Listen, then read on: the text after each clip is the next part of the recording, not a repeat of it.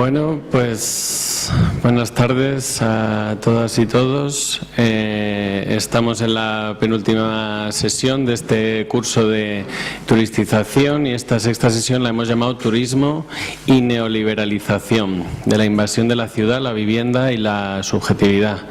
Bueno, como habéis visto ya en las sesiones anteriores, hemos visto el tema de la turistización no es solo el hecho de, digamos, de la gente que viaja, de los aviones y de los hoteles y tal, sino que el tema se articula por muchas más dimensiones y por muchos más ámbitos, ¿no? Entonces, entre los muchos ámbitos y dimensiones que queríamos tocar en este curso y que por el número de sesiones no pueden entrar, en esta sesión hemos hecho como una especie de doblete, aunque lo suyo sería que hubieran sido dos sesiones separadas, pero hemos hecho así como este mix entre dos temas que pueden estar relacionados, pero que no queríamos dejar ninguno fuera. Entonces, pues una perspectiva va a ser la que va a presentar China Cabrerizo, que es geógrafa crítica y de la Oficina de Urbanismo Social, a la que le hemos lanzado las siguientes preguntas, ¿no? Como para que nos presenten esos 20-25 minutos, si es capaz de hacerlo. Las preguntas serían las siguientes. ¿Cuáles son esos lugares que turistizan nuestras calles? ¿Qué tipo de relaciones urbanas promueven o coartan? ¿Qué hoteles, empresas, locales, comercios, tiendas, bares, mobiliario urbano y espacialidad están reorientando sus formas para adaptarse a y producir la ciudad turistizada? ¿Qué tipo de comportamientos son los adecuados y los sancionados para la suerte de figurantes de clase media impelidos a no desentonar en los buenos usos del parque temático en que se están convirtiendo nuestros centros urbanos?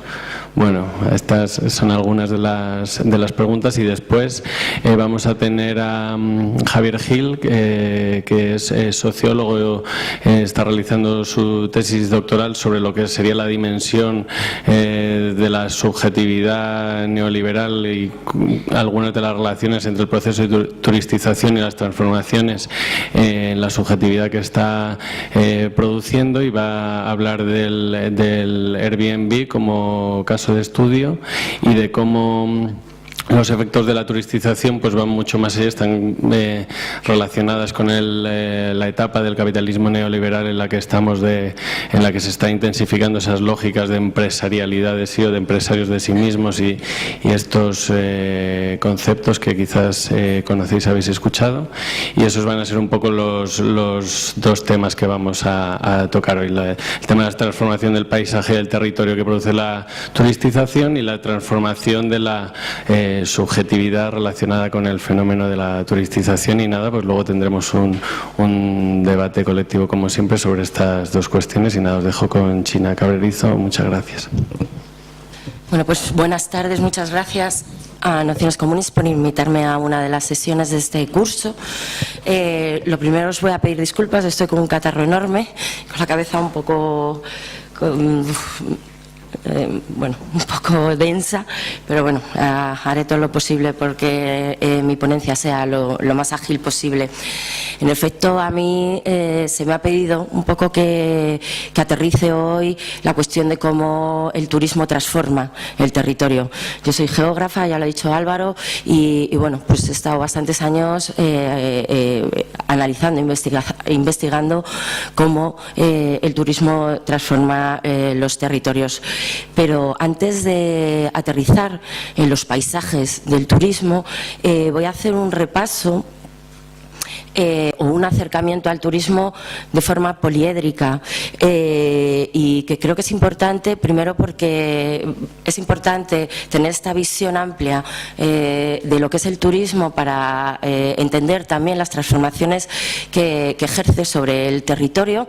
En segundo lugar, porque creo que nos enfrentamos, para entender un poco a lo que nos enfrentamos con el turismo, requiere también, bueno, pues esa visión un poco más amplia, para no caer en discursos simplistas o desde un solo punto de vista.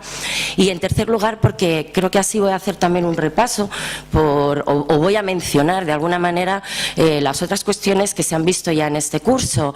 Un curso que, por otro lado, creo que por los temas que se vienen tratando sí que está haciendo ese acercamiento de forma poliédrica, ¿no? Como comento. Bueno, creo que ya seguramente en alguna de las sesiones anteriores ya se ha comentado, creo que yo también pienso que el turismo es un éxito del capitalismo y con el turismo, el acercamiento con el turismo, lo que es, digamos, un buen vehículo, ¿no? No solo para la revisión del territorio, yo así lo elegí en su momento, revisar las transformaciones territoriales a través del turismo, sino también para revisar el modelo económico y cultural imperante, dominante y hegemónico. Es un éxito del capitalismo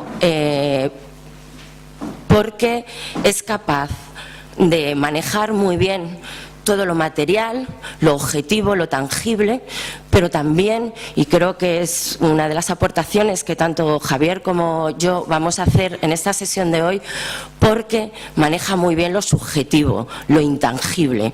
Es otra de esas patas que muchas veces queda un poco de lado al abordar este tipo de temáticas, pero que es importante y iremos viendo por qué.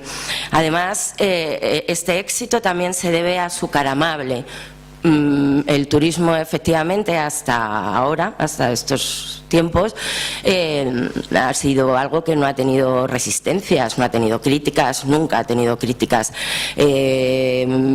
Siempre se le ha visto algo positivo para las sociedades y realmente hasta los tiempos actuales no hemos encontrado protestas directas contra el turismo. Por lo tanto, encima, pues ha sido la cara amable que ha permitido en tiempos pasados, también lo permitió en nuestro país, dar entrada al capitalismo. El capitalismo ha entrado en sus lógicas, digamos, ha entrado en un montón de lugares a través del turismo, ¿no? Y lo ha hecho gracias también a esto que digo de su cara amable, ¿no? Repaso rápidamente para luego llegar a esos paisajes del turismo o paisajes del capital, este acercamiento poliédrico.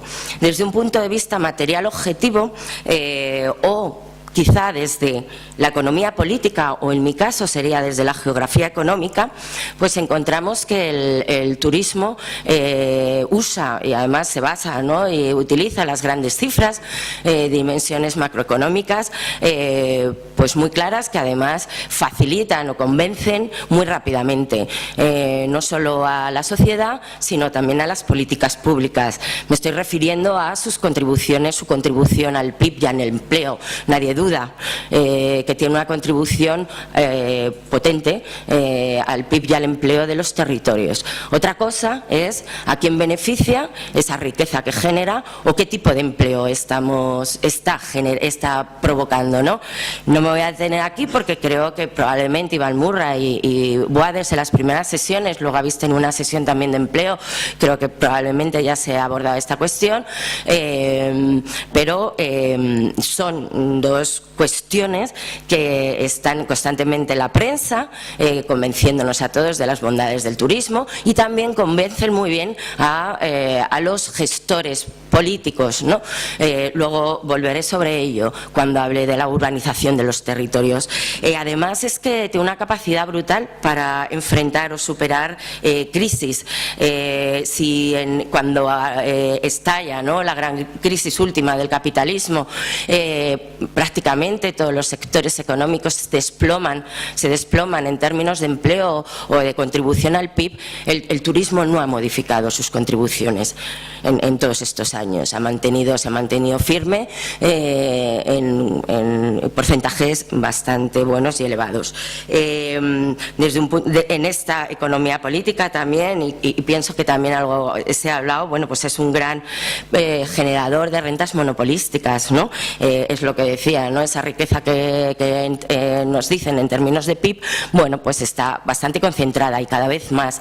Probablemente Iván Murray os hablaría de cómo desde esta crisis, ¿no?, que comentaba hace un momento, los capitales tienen que buscar nuevos espacios, nuevos nichos de alguna manera para recomponerse, que es lo que siempre hace el capitalismo cuando se encuentra una crisis, y en este punto, aunque no es nuevo ni mucho menos, porque ya lo viene haciendo desde que, pongamos como fecha más o menos mediados del siglo XX, se instala este modelo turístico del que nosotros ahora estamos hablando. Desde entonces, bueno, pues ahora, retomo, perdona, en esta nueva recomposición, ¿no?, del capitalismo en su cara actual del neoliberalismo, pues sí que en el turismo efectivamente ha encontrado un gran nicho, y si siempre lo venía haciendo, o por lo menos una parte, digamos, una parte de los capitales, una parte del empresariado, ahora es uno de sus principales objetivos, ¿no?, uno de sus principales nichos. Pero no me voy a detener más en esto porque pienso que ya habéis escuchado bastante. Otra de las cuestiones desde un punto de vista material, objetiva, ¿no?, que utiliza el turismo es, digamos, ese enfoque del urbanístico. Bueno, es clarísima desde el principio también la relación que tiene el turismo con el urbanismo, y en concreto con el urbanismo, no, con el inmobiliario, ¿no? Estos dos sectores vienen de la mano. Tenemos que entender que el turismo, su principal producto, digamos, es el viaje como experiencia. El viaje como experiencia es un valor intangible, que no es permanente.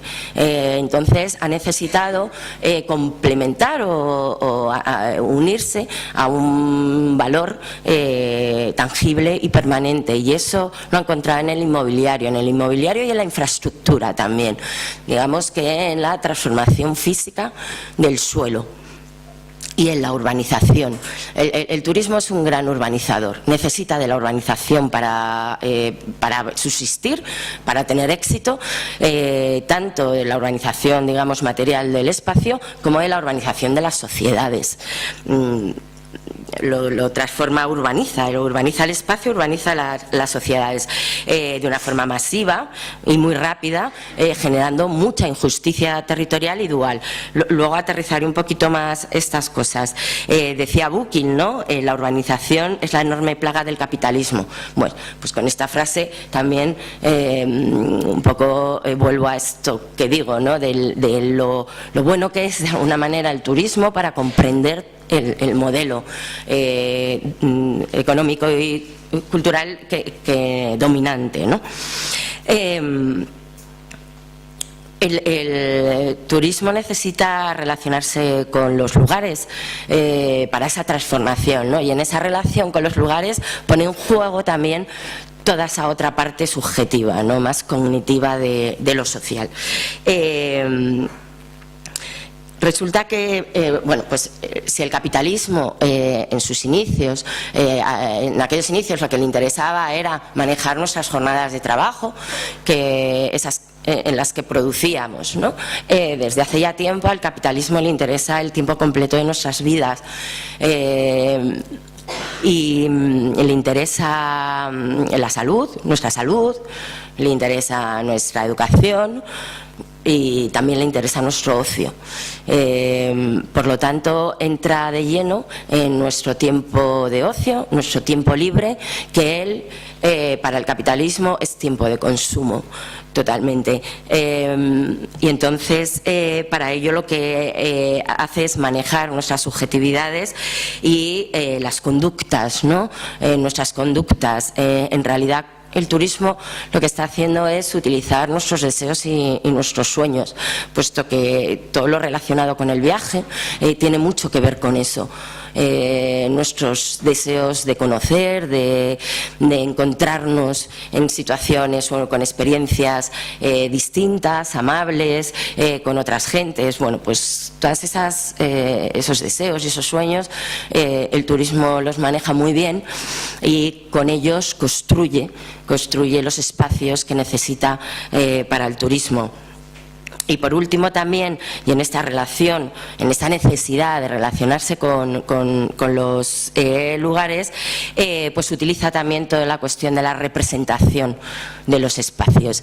Esta es la teoría, decía Lefebvre, ¿no? Que la construcción del espacio, el espacio tiene tres dimensiones, ¿no? La dimensión material, la física, la que es tangible, perceptible, la dimensión de la representación, de las subjetividades, y la dimensión de lo vivido, las experiencias. Bueno, pues una vez más el turismo se apropia perfectamente de esta teoría y utiliza también la representación de los lugares. Para eso, construye o hace construir, porque realmente aquí entra en juego, como en casi todo, también lo público, las políticas públicas, las famosas marcas territoriales, ¿no? Y las imágenes de lugar, las imágenes de ciudad, que son de alguna manera puestas en marcha o construidas por la entidad pública, por lo público, pero que en definitiva favorecen el que los lugares se conviertan en productos turísticos. En definitiva, y como veis en la diapositiva, pues bueno, un dispositivo potentísimo de saber poder neoliberal. Voy a entrar ya en digamos, la parte más territorial del asunto, de cómo transforma, ¿no? Ya decía que bueno, el turismo es un gran transformador de los territorios. Lo lleva haciendo desde hace un montón de años, desde hace décadas en nuestro país. Bueno, nos especializaron en turismo en los años 50, o sea que no es nada nuevo, ¿no? Es curioso, y aunque tenéis una sesión, la última, sobre resistencias y luchas, a mí me parece bastante fascinante ver cómo si en algún lado ahora mismo se está dando resistencia y lucha directa al turismo y a todo lo que implica, es aquí, siendo por otro lado uno de los primeros destinos turísticos del planeta. A nosotros se nos especializó muy tempranamente, cuando bueno, pues las entidades, los órganos europeos de aquel momento decidieron y le dijeron a Franco que ya estaba bien de autarquía y que había que abrirse a los mercados, y se hizo a través del turismo. Desde entonces la transformación territorial es brutal. Solo hay que ver y recorrer nuestra costa mediterránea fundamentalmente, aunque también la cantábrica a posteriori, pero esa transformación bueno, pues es brutal. El turismo crea ciudades ad hoc, crea espacios, territorios ad hoc para su funcionamiento, o transforma a partir de ciudades viejas o lugares viejos, ¿no? Fundamentalmente pues esos pequeños puertos pesqueros que teníamos en la costa, y que a partir de ahí detona radicalmente estos lugares y se construyen ciudades, ¿no? En muy poquito tiempo, en cuestión a veces de una década o 2 décadas como mucho. La transformación de estos lugares es bestial, pasando de ser pequeños puertos pesqueros dedicados pues a la pesca y a la agricultura de proximidad, a ser grandes ciudades con todas las dinámicas y la transformación que eso conlleva, ¿no? La expansión de la actividad turística se ha extendido prácticamente por todo el planeta. Ahora mismo cualquier lugar puede ser destino turístico. Y esta multiplicación de los destinos turísticos, yo diría que no tiene tanto que ver con el aumento del número de turistas, sino con la necesidad que tiene el capital de detonar, adaptar nuevos lugares para poner sus capitales. El viernes estaba en una mesa redonda también de turismo, y había un empresario del sector bastante sensible, por cierto, me gustó bastante, ojalá hubiera más como él, que nos decía que la estrategia del sector va por delante, la estrategia por supuesto, del sector político y desgraciadamente por delante de nosotros como colectivos de lucha o ciudadanos en lucha, ¿no? Y resulta que ahora, bueno, pues con todo este meneo planetario, también con todo el tema de los terrorismos y todo esto, pues nos decía que bueno, pues ahora mismo lo que están es detonando espacios. Nos decía un ejemplo claro en Honduras, por ejemplo, ¿no? Honduras es un país que tiene, bueno, pues unos índices de violencia elevados, el discurso hacia afuera es no vayas por allí que es peligrosísimo, etcétera, etcétera. Bueno, pues está construyendo un resort turístico en un punto de Honduras brutal. Nos comentaba que va a ser un resort al que solo se acceda por mar, no tienes que llegar a Honduras, no tienes que pasar por Honduras, tienes que tener plata, eso sí, bastante, porque son lugares bastante elitistas, pero encuentran esos lugares que esquiven, digamos, los conflictos o algunas cuestiones que puedan, digamos, atacar, ¿no?, su negocio y les da igual, y así lo hacen, ¿no? Entonces, el turismo necesita producir su propio espacio, pero como cualquier economía. La industrialización también lo hizo, ¿no? En el siglo XIX, con la industrialización, pues no vimos porque no estábamos allí, pero sabemos que los centros históricos todavía muy abigarrados, muy poco higiénicos, muy insalubres, etcétera, etcétera. Bueno, pues vinieron las grandes reformas, ¿no?, urbanísticas, abriendo grandes vías, la cosa higienista que ya las ciudades, se quedó todos esos centros históricos, todos los centros de las ciudades para la burguesía, expulsaron a las clases pobres que fueron a ocupar aquellas barracas y aquellos barrios obreros que crecían o que se construyeron en torno a las fábricas. Tenían interés a que estuvieran cerca de las fábricas y, por supuesto, lejos de ese espacio más amable que se reconstruía en los centros históricos que iban dirigidos a la burguesía. Bueno, pues el turismo también necesita construir su propio espacio para desplegarse, ¿no? Un espacio que, insisto, es un espacio material, pero también un espacio simbólico. Urbaniza, ¿no?, los territorios y también las sociedades. Es la terciarización, ¿no?, y el turismo y la economía del ocio la que produce ese espacio.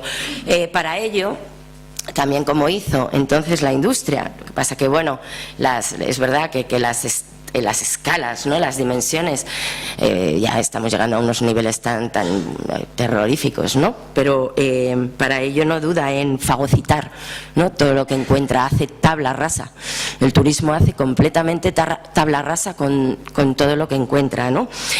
Por supuesto, ecosistemas naturales, que ahora diré, claro, ecosistemas naturales los arrasa, pero eso sí, le pide a lo público que por favor rescate algunos trocitos para que también puedan ser productos turísticos. Ahora hablaré de esa patrimonialización diferencial que se produce y que aprovecha muy bien el turismo. Hace tabla rasa con las identidades de los lugares, ¿no? Hace tabla rasa con las economías locales. Supuesto, si no en nuestras grandes ciudades, que bueno, que todavía hay algunas otras economías, aunque vemos que cada vez estamos más especializados también aquí en las grandes ciudades, en los lugares del turismo arrasó completamente las economías locales muy rápidamente, puesto que tener poner en tu casa, convertirla en alojamiento turístico, siempre fue mucho más rentable que seguir trabajando el campo o salir a pescar. Arrasa en muchas ocasiones con las haciendas locales y, por supuesto, con los patrimonios. Bueno, pues voy a pasar muy rápido. Mira, esto es Roses, en la costa de Gerona. Este es el año 50 y pocos, esta imagen, y esta es una foto del 2009. Esto es, ¿no? Esta transformación es la que ha provocado en nuestras costas el turismo. No hace falta ahondar en ello. Los paisajes del turismo, a trabajar los paisajes de turismo, pues una vez más permite ver muy claramente los códigos de la cultura neoliberal, puesto que el paisaje es un chivato de la ética y la estética de las sociedades que los crean. Una ética, desde luego la ética neoliberal, que no tiene ningún reconocimiento ni respeto por los derechos de la naturaleza ni por los derechos de las sociedades originales. Lo que provoca, y lo estamos viendo, y de esto también luego nos hablará Javier, llega a enfrentar la competitividad del sector con las cotidianidades, ¿no? De esas sociedades originales, de los lugares que detona profundamente. El turismo en esta transformación territorial profundiza la dualidad, las injusticias territoriales, profundiza la dualidad centro-periferia. Primero porque concentra su actividad en los mejores lugares, bien sea la primera línea de costa, bien sea los cascos históricos, pero además al requerir esas inversiones públicas para su funcionamiento, también hace que la inversión pública se concentre en esos lugares, mejores lugares para la actividad turística, dejando muchas veces pues las periferias urbanas con pocas inversiones. Yo voy a pasaros muy rápidamente, para no extenderme mucho más, por 4 categorías de paisajes, que es como yo en su momento categoricé los paisajes del turismo o los paisajes del capital, ¿no? Estos los llamé paisajes masivos y densos, propios del modelo tradicional fordista, los paisajes residenciales de baja densidad, los paisajes operativos, todos aquellos que se necesitan para la movilidad, el consumo y el ocio, y los paisajes culturales escenificados. Y ahí engancharíamos muy bien con la ponencia de Javier. Son imágenes que las vas a reconocer rapidísimamente, ¿no? Aquellos fordismos, ¿no? Fordismos que continúan, pero propios de los 60 a los 80, los crecimientos muy rápidos, planificación urbanística cero pelotero, conglomerados edificatorios que crean auténticos muros en aquellas costas, que lo que hacen es romper completamente las dinámicas costeras y por tanto eliminan la playa. Muy pocas nacen nacen sin dotaciones públicas, están durante décadas sin dotaciones públicas, que luego, posteriormente, ya más entrados en los 90, incluso en los 2000, con ese miedo a que sea un modelo en decadencia y que vamos a acabar con la gallina de los huevos de oro y esas cosas, que como vemos de momento no es así. A través de la planificación estratégica territorial van dotando mínimamente estos lugares para que la vida un poco cotidiana de la gente pueda ser medianamente digna. Son espacios o lugares que tienen bastante mala imagen, tanto estética como social, porque se considera un turismo indiferenciado, ¿no? Que no es de élite, es un turismo poco distinguido y bueno, pues tiene en general esa mala imagen este tipo de destinos turísticos. Eso es Benidorm, esto es Cartagena Indias, esto es un sitio de Gerona también. Crea esa dualidad, o sea, son ciudades, auténticas ciudades, que solo viven 2 o 3 meses al año. Ahí entramos con el tema de la sostenibilidad, ¿no? De todo el tema medioambiental, que yo creo que también se ha visto en el curso, ¿no? Entonces no voy a entrar en ello. Los paisajes de bajas densidades, ¿no? Estos, bueno, pues están muy vinculados con el turismo residencial y llegan justo cuando entra España en la Unión Europea, ¿no? Y llegan todas las inversiones de capital extranjero. Para muchos el posfordismo, aunque son muy, como es ese urbanismo disperso, Pues Fordismo porque pretenden esa diferenciación que supuestamente el Fordismo no tenía, ¿no? Y bueno, hablan de una cosa más privada, más de más distinción, nos encerramos frente al otro que no es igual económicamente ni culturalmente que yo, tienen provocan un despilfarro de recursos brutal, mucho más que los paisajes anteriores en todos los sentidos, y aumentan muchísimo la movilidad, ¿no? Y rompen los hábitos naturales de una manera muy clara. Bueno, van ocupando todo lo que se vinculan mucho a todo el tema del golf, y han disfrazado constantemente su discurso con la sostenibilidad, no con estas cosas, pero vamos, totalmente disfrazado porque son mucho menos sostenibles si es que lo otro lo es, pero esto no es nada. Utilizan mucho el marketing para vender paraísos, ¿no? Suelen, los nombres de las urbanizaciones muchas veces utilizan el nombre del ecosistema que se han cargado, ¿no? Yo qué sé, los cipreses o no sé qué, o los tal, recuperan, y son auténticas minicidades del ocio y del consumo. Aquí. Y los terceros serían los paisajes operativos que yo he nombrado.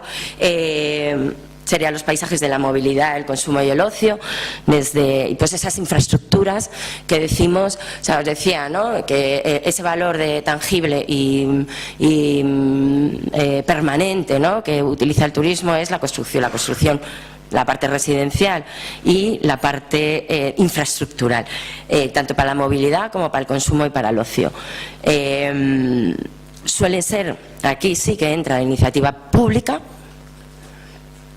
también la privada y la público-privada, consumen muchísimos recursos y banalizan. Al contrario, a lo que pretenden normalmente, bueno, todos estos equipamientos aparecen en los 90s y sobre todo en los 2000, con este boom horroroso de que todos tienen que tener pues su puerto, su centro cultural, su centro de ocio, etcétera. Pretenden romper la estacionalidad con ello, pero lejos de eso lo que hacen es terminan banalizando, y al final todos los lugares del turismo tienen los mismos lugares, y casi tú como turista llegas a un lugar, a estas actividades que puedes hacer igual en tu ciudad de origen, ¿no?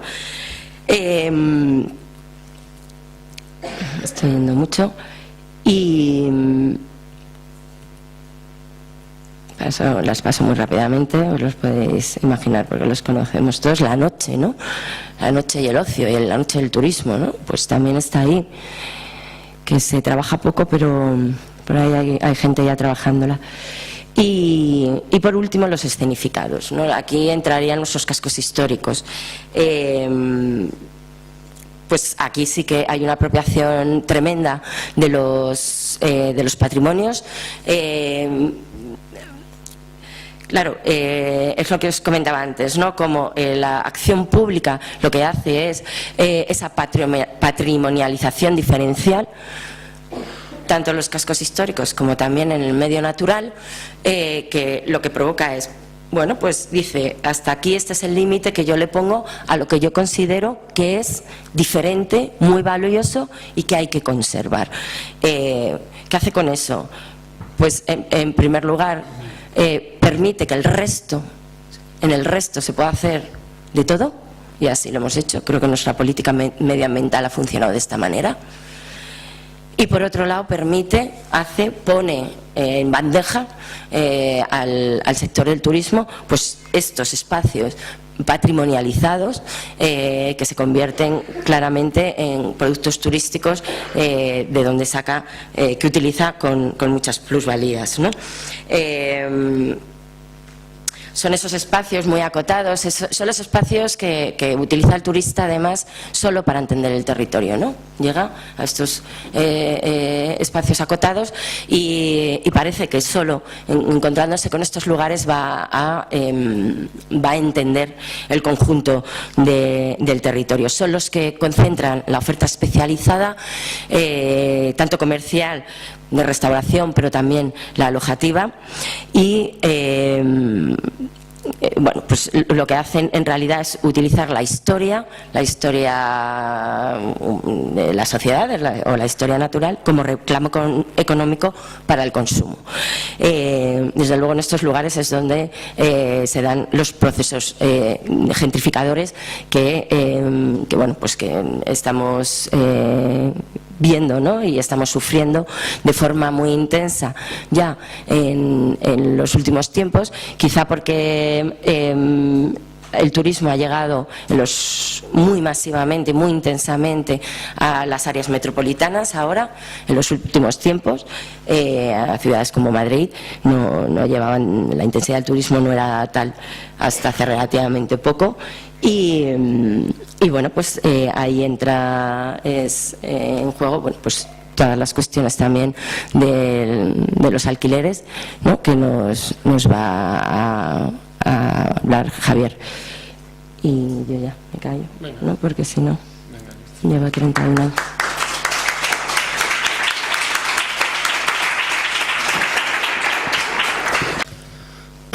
Bueno, hola. Lo que yo voy a presentar hoy se titula Airbnb, las transformaciones del neoliberalismo. Es un poco distinto a lo que hemos visto hasta ahora en el curso y bueno, es parte de una tesis doctoral que estoy haciendo en sociología sobre Airbnb. Lo que voy a mostrar aquí principalmente son datos cuantitativos sobre Airbnb para 22 ciudades globales y luego datos cualitativos. También lo que hago en la tesis es entrevistar a anfitriones de Airbnb, es decir, personas que alquilan sus viviendas o sus habitaciones en la plataforma, y el trabajo de campo que lo he hecho, he entrevistado a unas 50 personas en Nueva York, San Francisco y Madrid. Todos los fragmentos de entrevista que voy a mostrar son de San Francisco y de Nueva York porque aún estoy trabajando lo de Madrid. Bueno, lo primero, ¿qué son las economías colaborativas? Ahora mismo existe un debate muy polarizado en torno a las economías colaborativas y Airbnb. Por un lado, aquellas personas y actores sociales que dicen que las economías colaborativas están generando todo tipo de impactos positivos desde un punto de vista económico, medioambiental, social, etcétera. Y por otro lado, aquellas personas que dicen todo lo contrario, que se trata de nuevas formas de precarizar la vida, de trabajo no remunerado, trabajo mal pagado, y que su eficacia se debe a que están operando en mercados no regulados, ¿no? Yo parto de la idea de que detrás de las economías colaborativas, incluso detrás de Airbnb, hay realidades muy distintas, entonces que tenemos que identificar esas realidades porque son realidades que tienen impactos completamente contrarios entre sí. Entonces, a la hora de hablar sobre Airbnb, tenemos que identificar exactamente ante qué tipo de actividad estamos hablando, qué peso tiene eso en el conjunto de Airbnb y qué impactos genera cada una, ¿no? Bueno, principios de la economía colaborativa. Hay un principio básico que debe cumplir toda economía colaborativa, es que el recurso que se moviliza sea un recurso temporalmente en desuso, es decir, que ese recurso tenga un valor de uso infrausado. Por ejemplo, yo me voy de vacaciones una semana, mi casa se queda vacía, alguien puede hacer uso de esa vivienda, por lo tanto se considera un recurso temporalmente en desuso, algo que también podemos criticar, el hecho de que te vayas una semana de vacaciones y tu vivienda se considere infrausada durante esa semana, ¿no? Otro caso de una persona que tiene un segundo piso que no es su vivienda y que tiene alquilado en el mercado del alquiler a una familia que está haciendo uso de ese valor de uso, pero esa persona decide finalizar el contrato e introducirla en Airbnb, ahí esa vivienda, esa transacción no está cumpliendo el requisito de ser un bien temporalmente en desuso. Ahí se trata de formas comerciales, de formas de economía tradicional que se desarrollan sobre un nuevo medio. En esos casos, ese tipo de actividad, que es actividad comercial, el único requisito que está cumpliendo de todos los principios que se han señalado de lo que se supone que son las economías colaborativas, que por cierto es un término que surge en el contexto de la crisis y que está detrás, o sea, está vinculado al capital financiero y que a priori es un concepto muy vinculado al mundo del marketing, pero que sí que es cierto que tiene posibilidades de generar otro tipo de economías. Pero eso es lo que estamos viendo, ¿no? Eso es lo que se está haciendo. Hay que diferenciar porque ahí meten a Airbnb hasta un banco de tiempo, etcétera, etcétera. Entonces, en el caso de esta persona que saca el piso del mercado del alquiler para introducirla en Airbnb, el único principio de las economías colaborativas que cumple es el que emplea una plataforma digital como es Airbnb. Ya está, eso es insuficiente para considerarlo economía colaborativa. ¿Qué peso tienen? Vamos a hacer esta diferencia entre ofertas de hospedaje en Airbnb P2P, colaborativas, y las comerciales, ¿no? ¿Qué peso tienen ahora mismo en Airbnb más o menos a nivel global? ¿Cómo lo podemos identificar? Bueno, yo voy a mostrar ahora un modelo estadístico construido con base a 3 variables que son la cantidad de ofertas que tiene cada usuario, el tipo de hospedaje, si es una casa entera, una vivienda o una casa entera, una habitación privada o una habitación compartida y la disponibilidad. ¿Cuántos días al año esa persona está ofreciendo el servicio? Bueno, en esta tabla la primera columna es la ciudad, la segunda son ofertas P2P, es decir, cuántas ofertas responden al modelo colaborativo en esa ciudad, están en porcentaje, y el resto de columnas todas responden a porcentajes de lo que serían ofertas comerciales que no responden al modelo colaborativo, pero que se están ofertando en Airbnb. Personas con una sola oferta, entre 2 y 5, entre 6 y 20 y más de 20.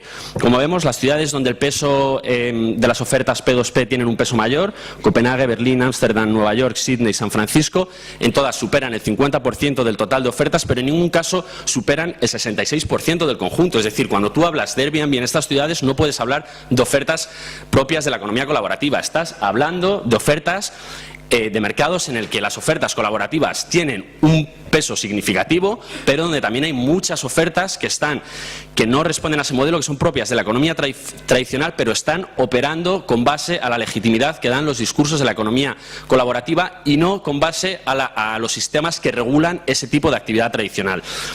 ¿Qué sucede si vamos descendiendo en la lista? Londres, Montreal, Bruselas, Toronto, Barcelona, Madrid, Roma o Atenas, que el peso del modelo colaborativo es aún menor. En el caso de Madrid y Barcelona estamos viendo que tan solo el 30% de las ofertas responden al modelo colaborativo.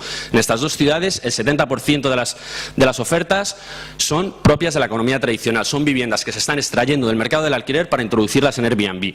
Hay muchas regulaciones de distintos tipos según las ciudades. La que yo considero que hace una mejor diferencia, bueno, que creo que que está muy acertada para diferenciar estos dos tipos de actividades, es la de San Francisco. Si a día de hoy en Madrid y en Barcelona se aplicase la regulación de San Francisco, el 70% de las ofertas en Airbnb tendrían que ser eliminadas de la plataforma. Bueno, ¿quiénes son ese 30% de personas que sí que lo están haciendo de forma colaborativa? Con base a las entrevistas en profundidad he construido una tipología con 4 perfiles. El primero es el anfitrión esporádico, una persona que alquila su vivienda en Airbnb de manera puntual, 1, 2 o 3 veces al año cuando se va de vacaciones. La segunda es el anfitrión permanente. Esta persona lo hace de manera continua a lo largo del año. Es decir, por lo general son personas que no pueden subsistir en el contexto de la crisis, esta crisis de reproducción social en la que nos encontramos, personas que no pueden llegar a fin de mes con su salario y por lo tanto tienen, también ante la subida de los precios de los alquileres, tienen que recurrir a Airbnb como una forma de subsistencia. Aquí hay dos perfiles, el precario y esas clases medias que aún así teniendo buenos salarios tampoco llegan a fin de mes o no pueden mantener el nivel de vida que les gustaría y que consideran que es propio de su clase social. Los precarios, el caso que más me llamó la atención, una persona en Nueva York cuando la estaba entrevistando, se quedó en el paro, la hablaron de Airbnb, vivía en un estudio, cogió su colchón, la cabía en el vestidor, perfecto, ni un milímetro sobraba, llevaba 2 años y medio viviendo en el vestidor, ¿vale? Y alquilando el resto de la vivienda en Airbnb, con eso pagaba todo su alquiler. ¿Quiénes son el resto de personas? Personas que llega el fin de semana, se van a dormir a casa de sus padres, a casa de su pareja, duermen en el sofá, etcétera. ¿Quiénes son los estables? Pues son personas que tampoco pueden vivir como desean vivir por medio de su salario y también recurren a este tipo de prácticas. ¿Quiénes serían los comerciales? Anfitrión profesional, también personas que muchas veces es en el contexto de la crisis laboral, empiezan a alquilar viviendas en Airbnb y a subalquilar habitaciones, alquilar viviendas en el mercado de alquiler para subalquilar habitaciones a través de Airbnb. Esto no es economía colaborativa. Por último sería el anfitrión inversor. También hay dos tipos, una persona que tiene una vivienda, estas clases medias, con una vivienda extra en la ciudad que tiene en el mercado del alquiler, la saca y la introducen en Airbnb, y luego las grandes empresas y las grandes inversores, como Raquel en Madrid. Esto es una foto de una campaña del grupo antigentrificación en Lavapiés donde vas, que estaba señalando a Raquel. Raquel es la anfitriona en Madrid con más números de oferta, tiene 177. Eso no es economía colaborativa, ¿vale? Es economía tradicional sobre un nuevo medio. Bueno, hemos hablado que es la situación laboral lo que lleva a muchas personas a tener que recurrir a este tipo de emprendimientos para obtener un ingreso extra, porque no lo pueden obtener, no pueden subsistir por medio del trabajo asalariado más, ¿no? Entonces hay muchos autores que empiezan a hablar de que empiezan a entender la crisis actual como la crisis del trabajo asalariado. Esto sería que la crisis, gracias a los avances productivos y las nuevas innovaciones tecnológicas, la capacidad productiva ahora mismo de las sociedades económicamente avanzadas es tan elevada que el trabajo se vuelve superfluo en un sistema como es el capitalismo, que se articula, la sociedad se articula en torno al trabajo asalariado, ¿no? es el principal medio de acceso al consumo y, por lo tanto, a los medios de vida, a diferencia de las sociedades precapitalistas.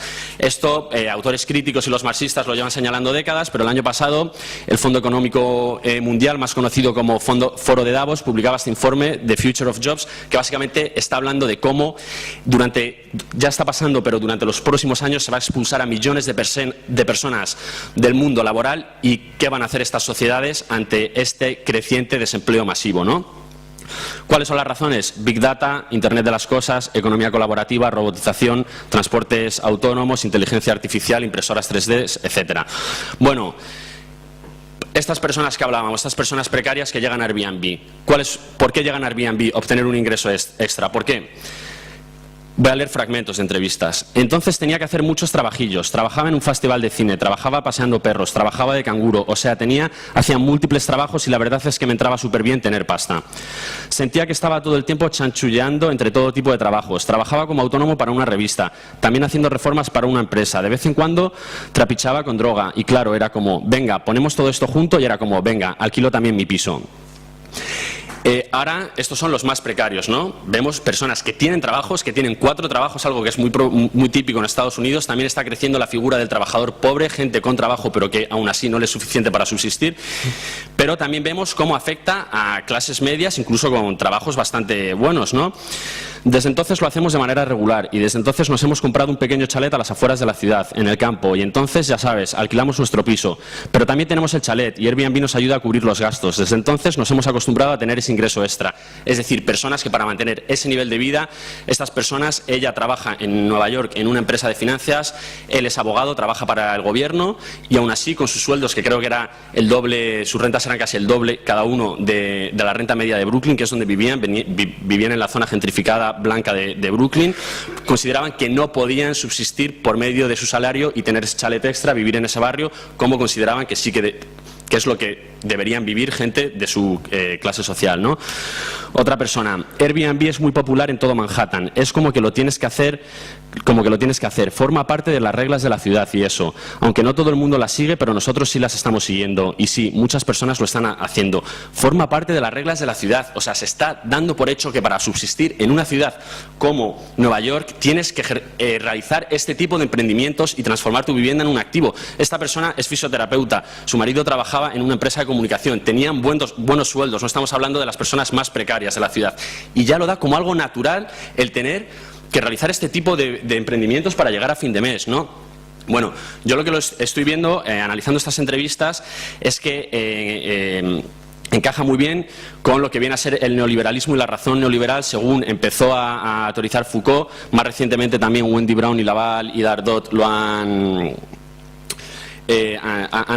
desarrollado esta idea. Entonces, bueno, lo voy a decir de manera muy simple. Básicamente el neoliberalismo, principalmente a partir de los años 70, sería una nueva forma de gobierno que sitúa en el centro a la competencia, en contraposición al liberalismo clásico que ponía en el centro al intercambio. Entonces, lo que se trata es de extender la lógica económica y la lógica de la competencia a todos los ámbitos de la vida, más allá de la economía en sí misma. Wendy Brown habla de este proceso, de cómo esta lógica invade, por ejemplo, la democracia, la igualdad, la justicia social, y cuando analiza los discursos de Obama y plantea que Obama solo podía hablar de democracia, justicia social e igualdad en términos económicos, siempre y cuando sea rentable para el conjunto de la economía. La única excepción sería la seguridad nacional, ¿vale? ¿Cómo estaría afectando eso a los sujetos? Bien, los sujetos se estarían transformando en sujetos neoliberales, absorbidos por esta subjetividad neoliberal, que básicamente se convertirían en empresarios de sí mismos. Personas que cuentan con unos recursos, que cuentan con su vida, con su conocimiento y que tienen que buscar las posibilidades de todo lo que tienen para que se ponga a producir tu vivienda, tu coche, tus relaciones sociales, etcétera. Esto en Airbnb se ve muy bien porque en Airbnb es fundamental construir reputación digital. Entonces, el proceso de construcción, muchas personas, también como lo decía China, las nuevas formas de consumo de experiencias a través de Airbnb. En Airbnb su eslogan es Belong Anywhere, pertenece a cualquier sitio y live like a local, vive como un local. Es decir, lo que estás vendiendo es tu vida misma, ¿no? Entonces, para muchas personas, para los clientes de Airbnb es fundamental esa relación con esa persona y vivir como un local, que tú llegues, le des una guía de sitios únicos que nadie más va a encontrar, dónde compro, dónde me tomo el café, dónde voy a cenar, etcétera. Bueno, pues esto sería un ejemplo, ¿no?, para estas personas no lo viven como una forma de relacionarse y de socializarse y de coger y de conocer a gente. Cuando llevas haciendo y conviviendo durante 2 años con distintas personas que cambian cada 5, cada 7 días, estás harta de hacer eso. Entonces es como el fin de la sociedad, porque la sociedad en sí mismo es instrumental, está sometida a fines mercantiles. Entonces ese es el sujeto neoliberal, aquel que maximiza todas sus relaciones y sus actividades, incluso las vitales, las pone al servicio de la producción, pero no tiene que ser una producción económica en sí misma. Puede ser una inversión sobre mí mismo, invertir, por ejemplo, hacer deporte para producir capital simbólico o afectivo. También puede ser a través del campo de lo político y del activismo, de lo cultural, etcétera. Wendy Brown también pone ejemplos de Facebook, por ejemplo, y la economía de los likes, o de páginas de contactos como Tinder o OkCupid, ¿no? Bueno, un ejemplo de una persona. Esta idea me vino porque yo paso largos periodos fuera y entonces cuando me voy pues intento aprovechar para irme 1 mes o 3 semanas mínimo. Y bueno, empezamos a flirtear con la idea de Airbnb. Una persona que paga $850 por su habitación, se va 3 semanas, 1 mes de viaje, normal que la quiera alquilar, ya está. Es para eso, para lo que quiere hacer Airbnb. Todo el mundo llega a Airbnb con dudas y la experiencia para todo el mundo es fenomenal. Están encantados, es más o menos trabajo, pero ven los ingresos que empiezan a recibir y encima hay mucho la lógica de empezárselo a decir a familiares, amigos, para que también lo empiecen a hacer. Esta persona lo hizo una vez, pero luego este sujeto neoliberal que ya empieza a ver las distintas posibilidades que tiene para producir valor, se da cuenta de que mi compañero de piso suele irse a Washington los fines de semana a ver a su novia y pensamos, pues vamos a aprovechar, ya lo están empezando a hacer los fines de semana en la habitación del compañero de piso. Muchas veces me iba de fiesta el viernes, me quedaba a dormir en casa de un amigo, me despertaba el sábado y el sábado me pasaba el día en Manhattan. Me refiero que sistemáticamente muchos fines de semana pasaba muy poco tiempo en casa, porque vivo lejos y ¿por qué no? Entonces a la hora de poner las fechas pensaba, hostias, ¿y si también alquilamos el fin de semana y nos sacamos un provecho? Hasta alquilé mi habitación fin de semanas, que aquí es cuando me vino el punto de avaricia, de verme en situación de no volver a casa porque no tengo cuarto, porque estoy alquilando mi habitación. Y ahí es donde nos empezamos a rayar con mi compañero de piso, una persona que esta experiencia la está llevando directamente ya a coger su maleta el fin de semana, salir a vivir su vida, pero sabiendo que no puede volver a casa porque la tiene alquilado en Airbnb, ¿no? Llegaba a un punto donde pensabas, ¿y si alquilo el sofá? ¿Sabes? O sea, un punto tan Airbnb de decir, cualquier espacio, especialmente en Nueva York, es alquilable, que puedo poner de rollo, bueno, pues mi sofá por $10 al día, a ver quién cae. Y llegó un punto que hasta dormí en el sofá una vez, dormí en el sofá mientras alquilaba mi cuarto. Y llegado a ese extremo es que lo único que estás pensando es en eso y estás pasando por encima de tu comodidad, estás pasando por encima de los efectos que puede tener en el barrio, estás pasando por encima de cómo puede molestar a tus vecinos, a tu entorno. Esto es la completa, esto por medio de Airbnb, estas prácticas y esta subjetividad neoliberal, el mercado se expande y penetra ámbitos de lo privado y de lo vital de la persona que no había conseguido penetrar a través de otras prácticas, ¿no? Como se está viendo con el relato de esta persona. Otra persona decía, ahora que me he acostumbrado, cuando mi piso está ahí vacío, sin alquilar, como que se siente como una pérdida. Como sabes, está ahí ese espacio vacío sin hacer nada y me gusta cuando funciona, ¿no? Bien, pues estos discursos, los discursos de Silicon Valley, las economías colaborativas, te están diciendo eso precisamente. Transfórmate en un emprendedor, emprende porque puedes conseguir muchos beneficios a través de estas economías. Lo primero que hacen, la primera función de estos discursos en torno al empresario de sí mismo y al emprendedor, lo primero que hacen es invisibilizar las condiciones socioeconómicas de las personas que participan. En el caso de Airbnb, todo el mundo puede conseguir, o sea, particulares pueden conseguir beneficios. Sí, por supuesto. Hay un estudio al respecto que señala principalmente que son el 80% más rico de la población quienes tienen mayores posibilidades de obtener más beneficios. No es lo mismo alquilar una casa cuando te vas de fin de semana en Lavapiés que en Carabanchel. Pero estos están diciendo aquí en este post es de Social Car, una página de alquiler de coches entre particulares que encima suelen participar bastante en foros de economía social y economía alternativa. Entonces, bueno, lo que pone por ahí en pequeño es lo único que necesitas es tiempo, ganas, etcétera. Esta retórica de si le pones empeño, le pones amor, lo haces como si te fuera la vida en ello, lo vas a conseguir, ¿no? ¿Cómo puedes ganar 1.000 euros al mes gracias a la economía colaborativa? Este post es de marzo de 2006, casi 5 millones de parados y paradas en España, más de un 20%, casi un 50% de paro juvenil. ¿Cómo puedes? 300 a través de Airbnb, 250 Social Car, 150 Trip for Real, Wallapop, BlaBlaCar, Goodin, etc. Incluso puedes ganar más de 1.000 euros a través de BizEat, que es una página donde puedes vender platos de comida, o Let Me Space, que es alquilando parte de tu salón para que un desconocido venga, te ponga 5 cajas y te pague 30 euros al mes. Pero esta lógica, lo que hemos visto, tiene, no sé si conocéis, el proceso de substitución formal y real del trabajo en el capital que habla Marx. Yo veo como aquí de alguna manera se desarrolla también este proceso de substitución real, formal y real de la vida por el capital a través de este tipo de aplicaciones. Una cosa es que tú te vayas de vacaciones y alquiles tu casa en Airbnb, pero esta racionalidad, como hemos visto en el discurso anterior, lo que va haciendo es que el primer paso es: tú desarrollas una actividad vital que organizas según a tus necesidades y deseos y luego le incrustas la producción de valor. Bueno, esta actividad me puede generar rentas. Yo me voy de Madrid a Barcelona en coche, tengo 3 plazas, es un viaje de ocio, vendo 3 ofertas en BlaBlaCar y me genera un beneficio económico. Pero con el paso del tiempo, en muchos casos, y esa sería cómo se maximizaría esta subjetividad neoliberal y estos empresarios de sí mismo, es cuando con el paso del tiempo la producción de valor deja de ser un objetivo secundario y se convierte en el principal objetivo y tú empiezas a ordenar tu vida, ¿sabes?, según la producción de valor.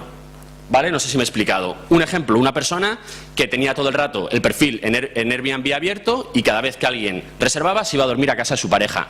Era muy gracioso esta entrevista porque me decía, mi pareja al principio estaba muy contenta hasta que llegó un momento que me dijo, oye, me gusta mucho que vengas a dormir a mi casa, pero me gustaría que durmiésemos juntos cuando queremos nosotros y no cuando nos lo dice Airbnb. Se empieza a ver también cómo es esta subsunción, digamos, real de la vida por el capital a través de Airbnb. Por ejemplo, cuando las personas ya se mudan a una casa que no va a atender a sus necesidades o deseos. Yo quiero vivir en este barrio porque es donde trabajo, viven mis amigos o mi familia y es donde quiero vivir, sino que voy a vivir en este otro barrio porque tiene mayores posibilidades de producir mayores rentas a través de Airbnb. Yo no necesito que tenga 4 habitaciones, con una me basta, es lo que yo quiero y deseo, pero si me alquilo uno con 4 habitaciones, tiene mayores posibilidades de producir rentas. Lo mismo con la decoración. Yo no lo quiero tener decorado así, pero los anfitriones de Airbnb tienen muy claro qué tipo de vivienda quieren consumir por lo general la gente que viene a Airbnb y casi todos empiezan a decorar su casa de otras formas y a cambiar cositas, ¿no? Bueno, este sujeto neoliberal que pone su vida a trabajar, a lo mejor esto es un poco arriesgado, pero bueno, a mí me gusta, o sea, yo veo que justo la crítica de este sujeto autosuficiente que se vale por sí mismo, que se critica desde la economía feminista, por ejemplo, este libro publicado por Traficantes de Sueños, de Amaya Pérez Orozco, a mí me sirve mucho para criticar justo estos discursos que están emergiendo desde Silicon Valley, ¿no? Este sujeto neoliberal que se vale por sí mismo y que produce en todos los campos de la vida es, pues desde la economía feminista, precisamente lo que hacen es, digamos, de alguna manera, negar ese sujeto autosuficiente de por sí. Dicen, no, dependemos los unos y las unas de las otras, ¿no? Entonces no somos seres interdependientes. Entonces, ¿cómo se está sosteniendo la vida de esa persona que solo se dedica a producir y a trabajar sobre sí mismo, incluso más allá de lo económico, ¿no? Pues bueno, esta es la retórica en general de lo que viene a ser en este conflicto capital-vida, que viene a ser Silicon Valley. Lo vemos a través de Airbnb y el resto de plataformas. TaskRabbit, una que creo que a España no ha llegado todavía, We Do Course, You Live Life. Nosotros nos encargamos de tus tareas reproductivas mientras tú vives la vida. Vivir la vida es básicamente invertir sobre ti mismo o producir. Nosotros limpiamos tu suelo. Estás limpiando el suelo. No, estás haciendo yoga, estás invirtiendo sobre ti misma. Estoy fregando el suelo, cuando en realidad estás en tu clase de baile. O sea, viene alguien a hacértelo, ¿no? Estoy colgando estanterías. No, estoy escalando. Estoy colgando estanterías, no, estoy jugando con mi hijo. Vive de manera inteligente. ¿Qué es vivir de manera inteligente? Que tú te puedas quedar con tu hija mientras otra persona te va a hacer la compra, porque este tipo de plataformas lo que te permiten es la privatización completa de todo aspecto reproductivo de tu vida. Entonces aquí nos teníamos que preguntar quién tiene la capacidad de contratar estos servicios y quién tiene la necesidad de ofrecerlos. Y puede esta persona que está haciendo la compra a su vez contratar a otra persona para que le haga la compra mientras ella está con su hija, ¿no? Lo que habla también Orozco de la universalización. Son modelos que no se pueden universalizar. Entonces, bueno, retomando esto, habiendo introducido también lo de la economía, hemos hablado de crisis del trabajo asalariado, crisis de reproducción, el sujeto neoliberal, esa crítica que hace la economía feminista, pues podemos ver aquí un ejemplo, ¿no? Una persona que gana 1.000 euros, ¿no? Entonces llega la crisis, la despiden a esa persona. Entonces de repente le ofrecen el mismo trabajo, pero en vez de cobrar 1.000 euros va a cobrar 800 euros. Esa persona ha perdido capacidad adquisitiva, que con el modelo que veíamos antes, el discurso del post de gana 1.000 euros al mes con la economía colaborativa, pues esta persona decide, bueno, lo introduzco en Airbnb y me voy a ganar 200 euros extras al mes, ¿no? Bien, he recuperado la capacidad adquisitiva perdida. ¿Qué pasa si viene otra ola de recortes? Me vuelven a quitar 200 euros. Pues bueno, pues lo mismo, ahora lo introduzco en BlaBlaCar, SocialCar, etcétera. ¿Qué pasa si de repente, contexto de austeridad, suben las tasas universitarias, yo quería hacer un máster, necesito 200 euros más al mes de media? Pues lo mismo, empiezo a vender platos de lentejas por Bitseed, alquilar espacio en mi vivienda para que dejen cajas, etcétera, etcétera, etcétera. Esta sería la dinámica.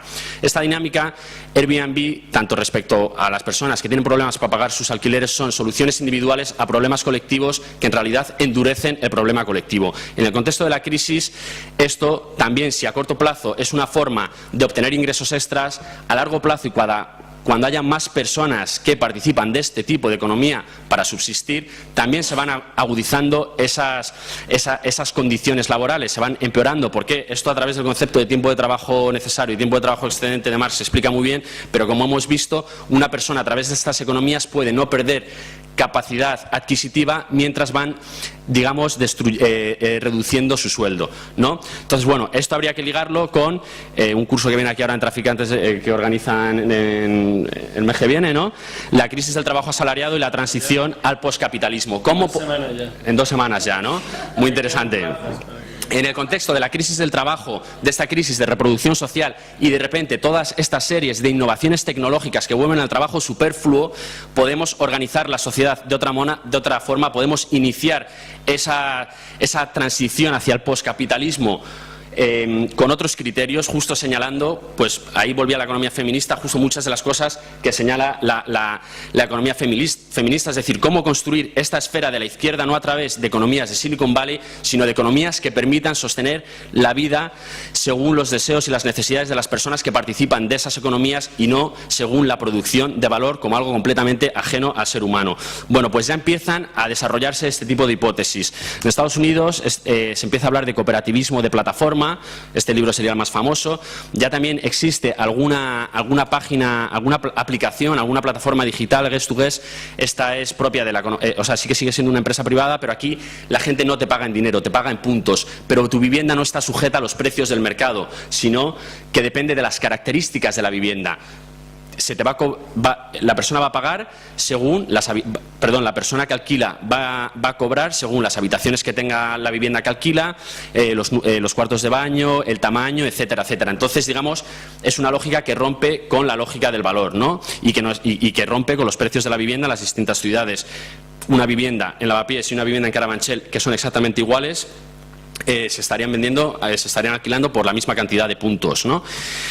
Airbnb, este es un proyecto que están haciendo desde Ámsterdam, que lo que busca es una solución justa e inteligente para un turismo gestionado por la comunidad. No, bueno, estas hipótesis, estas ideas se están empezando a desarrollar ahora mismo, ¿no? Entonces una pregunta, no sé si queréis para el debate, es ¿esto es posible? No, porque claro, hemos visto aquí, todo el mundo sabemos que Airbnb, uy, qué malo es Airbnb. Hemos visto que hay muchas realidades. Para muchas personas está siendo un sustituto del estado de bienestar y del mercado laboral que les ha expulsado y que no hay forma de subsistir si no es a través de Airbnb.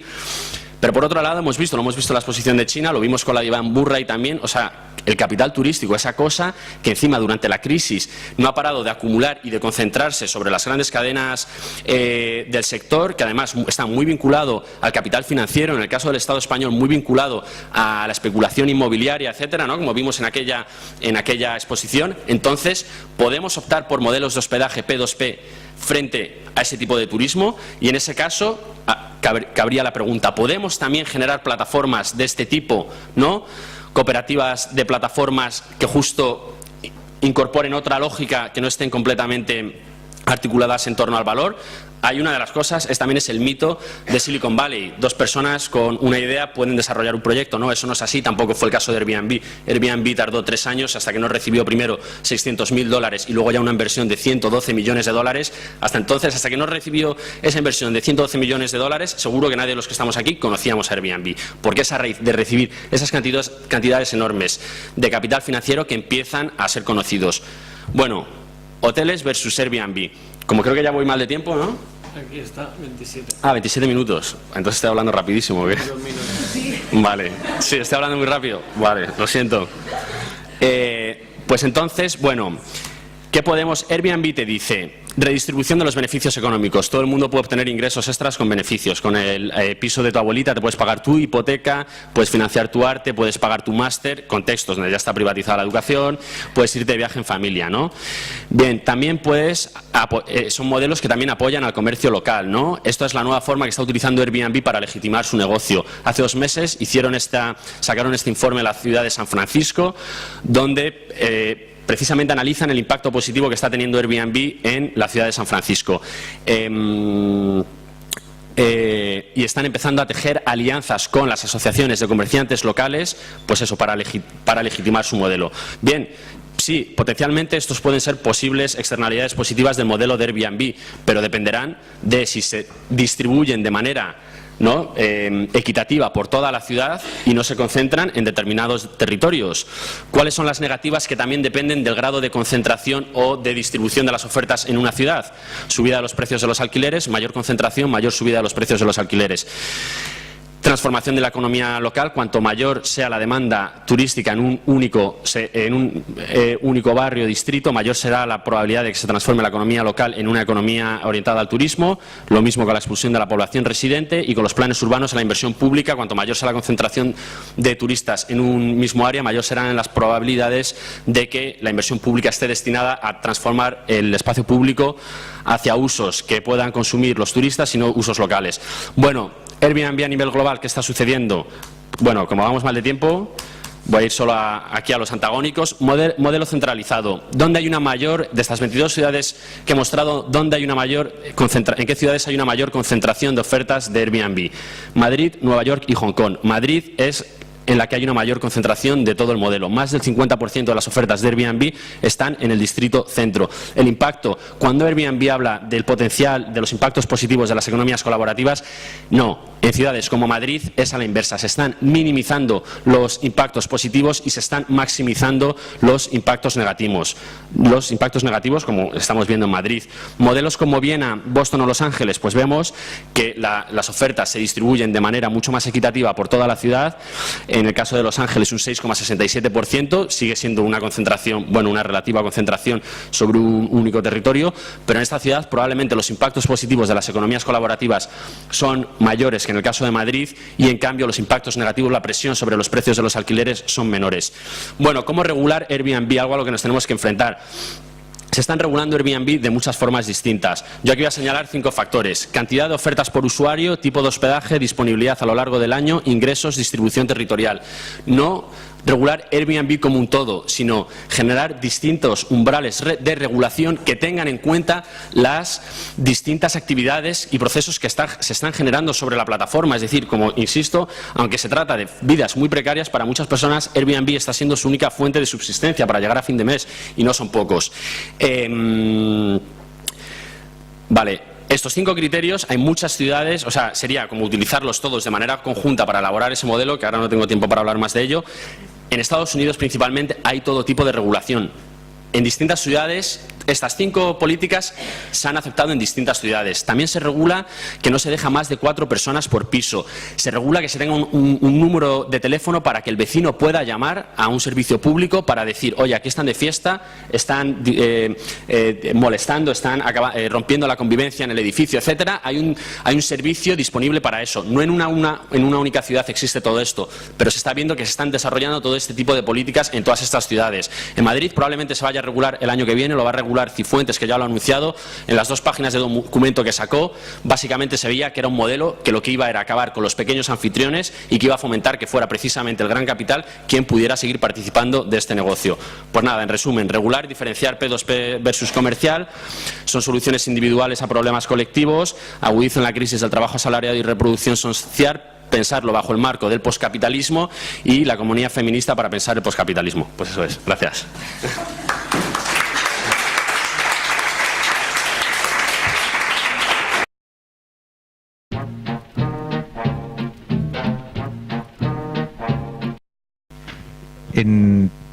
La verdad es que no teníamos, bueno, en primer lugar, gracias por ese ejercicio de resumen, ¿no? De colar a 2 por 1, está bien, siendo las 2 que han sido esta tarde. En fin, no tanto preguntas, hemos estado hablando sobre ambas presentaciones y bueno, yo me quedo con una duda, que hemos tenido aquí un pequeño intercambio y es si la alternativa está pensada siempre desde, o por lo menos he entendido para Javier, desde la oferta. Dices, vamos a redefinir la oferta, nos alejamos de Airbnb y hacemos un Fair Airbnb, ¿no? Sin pensar en la redefinición o la revisión de la demanda. O sea, el turismo va a ser el vector, va a seguir siendo el vector, y lo que tenemos es que organizar la forma de recibirlo, ¿no? Sin trabajar en qué alternativas puede haber al turismo. Y ahí sí que aparecía, pues ahí intentábamos ver que turismo y turistificación no es lo mismo, ¿no? Viajar y devorar omnívoramente el territorio sobre el que viajas. Y luego yo también me gustaría, para la primera intervención de China, en su taxonomía, en su tipología de paisajes que nos hacía, a mí me quedaba la duda de si no estaban anclados en un territorio trabajado, turismo estabulado, entre comillas, ¿no?, frente a otra intervención sobre el paisaje y el territorio que puede ser para un turismo itinerante, ¿no? Hoy, en ese proceso de segmentación de la oferta turística, el turismo itinerante cobra cada vez más valor y también interviene sobre la transformación del territorio. ¿Alguna otra palabra por aquí?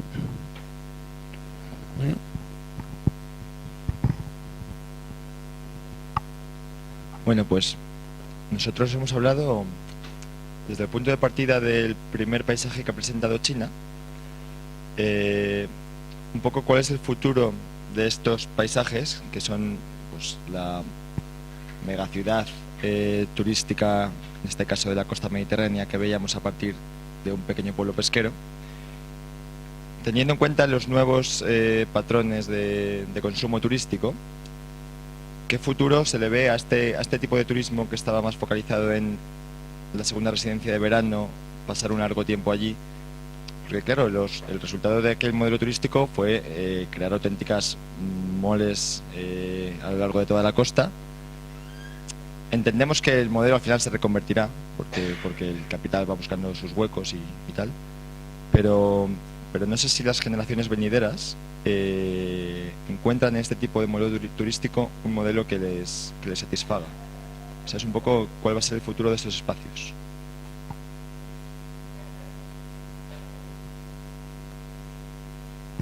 No, va todo junto, más o menos. No, es que estábamos justo hablando de como que nos había gustado mucho la primera intervención, pero nos habíamos quedado luego en lo que nos pasa un montón de veces cuando se habla de Airbnb, que se queda ahí como solo se nos ocurrían preguntas sobre eso, igual porque tenemos la cabeza ahí como muy metida. Entonces no sé si tiene sentido hablar ahora o primero contestar a estas. Creo que...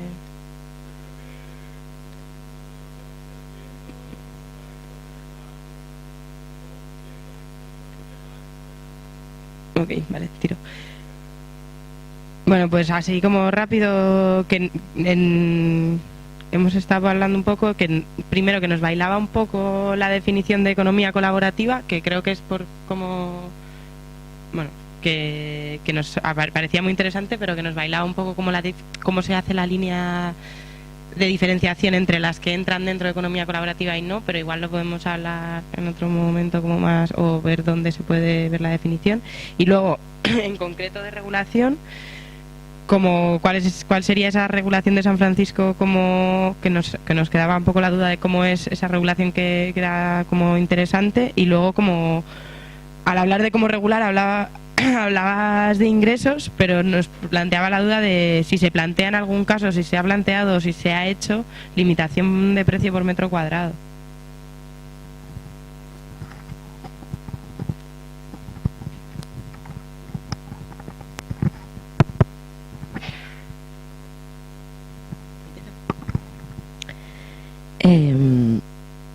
A ver, preguntar sobre la alternativa, ¿no? Desde la oferta o desde la demanda. Que yo creo que también enlaza un poco con lo que también se decía por ahí, de cuál es el futuro de estos lugares, esta ciudad turística, y si las nuevas tipologías de turismo pues están atraídos por este tipo de lugares. Desde luego es una cosa que parece que les importa mucho al sector, la gran diferencia que hay dentro de la demanda. Hay muchísima diferenciación cada vez más en la demanda turística. Entonces, el sector, las nuevas tendencias, cuando escuchas, ¿no?, los discursos de los grandes empresarios y tal, están muy preocupados con esto y siempre están tratando de dar respuesta a la gran diversidad que existe dentro de la demanda turística. Hay muchos tipos de turistas, efectivamente, y tratan de dar respuestas a cada uno de ellos o a cada uno de los subbloques o subdeseos que hay. Lo que pasa que eso choca un poco se enfrenta de alguna manera con las lógicas del capitalismo, ¿no? Que son, claro, la diferenciación o la distinción choca contra lo masivo que requiere el capitalismo siempre para sacar mucha plusvalía, ¿no? Y entonces ahí, bueno, pues parece que se encuentran siempre con una disyuntiva importante, ¿no? Cómo dar respuesta a todas las diferencias turísticas, desde la demanda a todas las diferencias de tipo de viaje o tipo de turista que hay, pero seguir siendo capaces de sacar de obtener mucha plusvalía. Ya, hablando de alternativas, yo creo que la alternativa a lo que está pasando no se debería ni buscar dentro del ámbito del turismo. O sea, no, y me explico, creo que los conflictos que estamos viendo, estas intensidades que están, bueno, pues afectando notablemente también a la vida en muchos lugares, y sin hablar de los grandes consumos de recursos que hace el turismo y demás, creo que se deben atender desde políticas mucho más amplias, ¿no? Creo que no deberíamos andar haciendo regulaciones, o sea, atendiendo nada más la regulación del Airbnb, o atendiendo nada más haciendo un plan específico de turismo para una zona de un lugar, o haciendo un plan específico para una de estas ciudades, sino que hay que pensar mucho más para obtener soluciones o alternativas. Hay que pensar mucho más en modelos de producción y en otro tipo de políticas. El tema del Airbnb y demás, creo que la alternativa viene por políticas de vivienda, no por políticas específicas que atiendan al Airbnb. Y el futuro de estos lugares, de estas ciudades, pues la verdad es que son ya un montón de décadas que venimos escuchando que ese modelo está obsoleto. Y el caso es que siguen teniendo niveles de ocupación elevadísimos estas moles, ¿no? Turísticas. Y sí es cierto que ahora estamos nosotros en concreto con muchos, el nivel de turistas que está llegando es porque estamos recibiendo muchos turistas que han dejado de ir a otros destinos, pero el hecho es que ahí siguen funcionando. Me consta que se está dando ahora mucho una tipología de viaje turístico muy ad hoc. Y creo que también van por ahí los tiros, ¿no? De los empresarios, de crear viajes muy específicos y muy ad hoc para grupos concretos, para personas concretas, que transmiten primero lo que quieren hacer y les montan de alguna manera los viajes. Pero estas ciudades, pues esperemos que tengan una solución, porque son unas moles brutales y de momento siguen funcionando como ciudades turísticas. Te digo la verdad, no sé leer el futuro, pero podría ser verdaderamente un problema importante en el momento en el que si se vacían mucho más, o sea, si ya no tienen tanto uso. De momento están funcionando. Y el turismo itinerante, claro, sí, pero siempre el turismo itinerante siempre va a destino. No sé si me explico. Tú puedes pasar por un destino en un momento dado y te vas a otro y te vas a otro, de distintas tipologías, pero al fin y al cabo el turismo siempre va a destino turístico, ¿no? Aunque sea más o menos itinerante. Y solo para terminar, que me parece interesante cuando has planteado que si dejabas tu pregunta para luego por concentrarte en el Airbnb, ¿no? Hay una cosa que me preocupa a mí bastante, ¿no? Como como el Airbnb y demás plataformas, vamos, todo el tema está dominando y ocupando demasiado los discursos. Creo que también es una estrategia del sector y una estrategia también política, que tenemos que tener un poco de cuidado, porque ni mucho menos es lo único problemático, no es el único problema. Lo comentábamos ahora un momento en Chascarrillo, ¿no? De cómo vamos a ver qué pasa, ¿no? Con la regulación. Tiene pinta otra vez que se va a regular para consolidar pues un sector, una forma de inversión que va a expulsar a todas esas personas, estos precarios, ¿no? Que lo hacen como lo han hecho toda la vida. O sea, cuando yo ponía las imágenes aquellas de Roses, que yo trabajé, mi tesis la hice allí, yo hice también entrevistas y hablé con mucha gente que en 1950, pues eso, tenía sus campos de cultivo y no sé qué, y empezó a llegar el turista, en este caso francés, era la costa de Gerona, y empezaron a alquilar habitaciones de su casa. Empezaron a ver cómo empezaba a dar dinero y sus casas se terminaban convirtiendo en hostelería. O sea que un poco el mismo proceso, pero en distinto momento. Ellos no tenían toda la tecnología, evidentemente, que juega un papel importantísimo ahora, ¿no?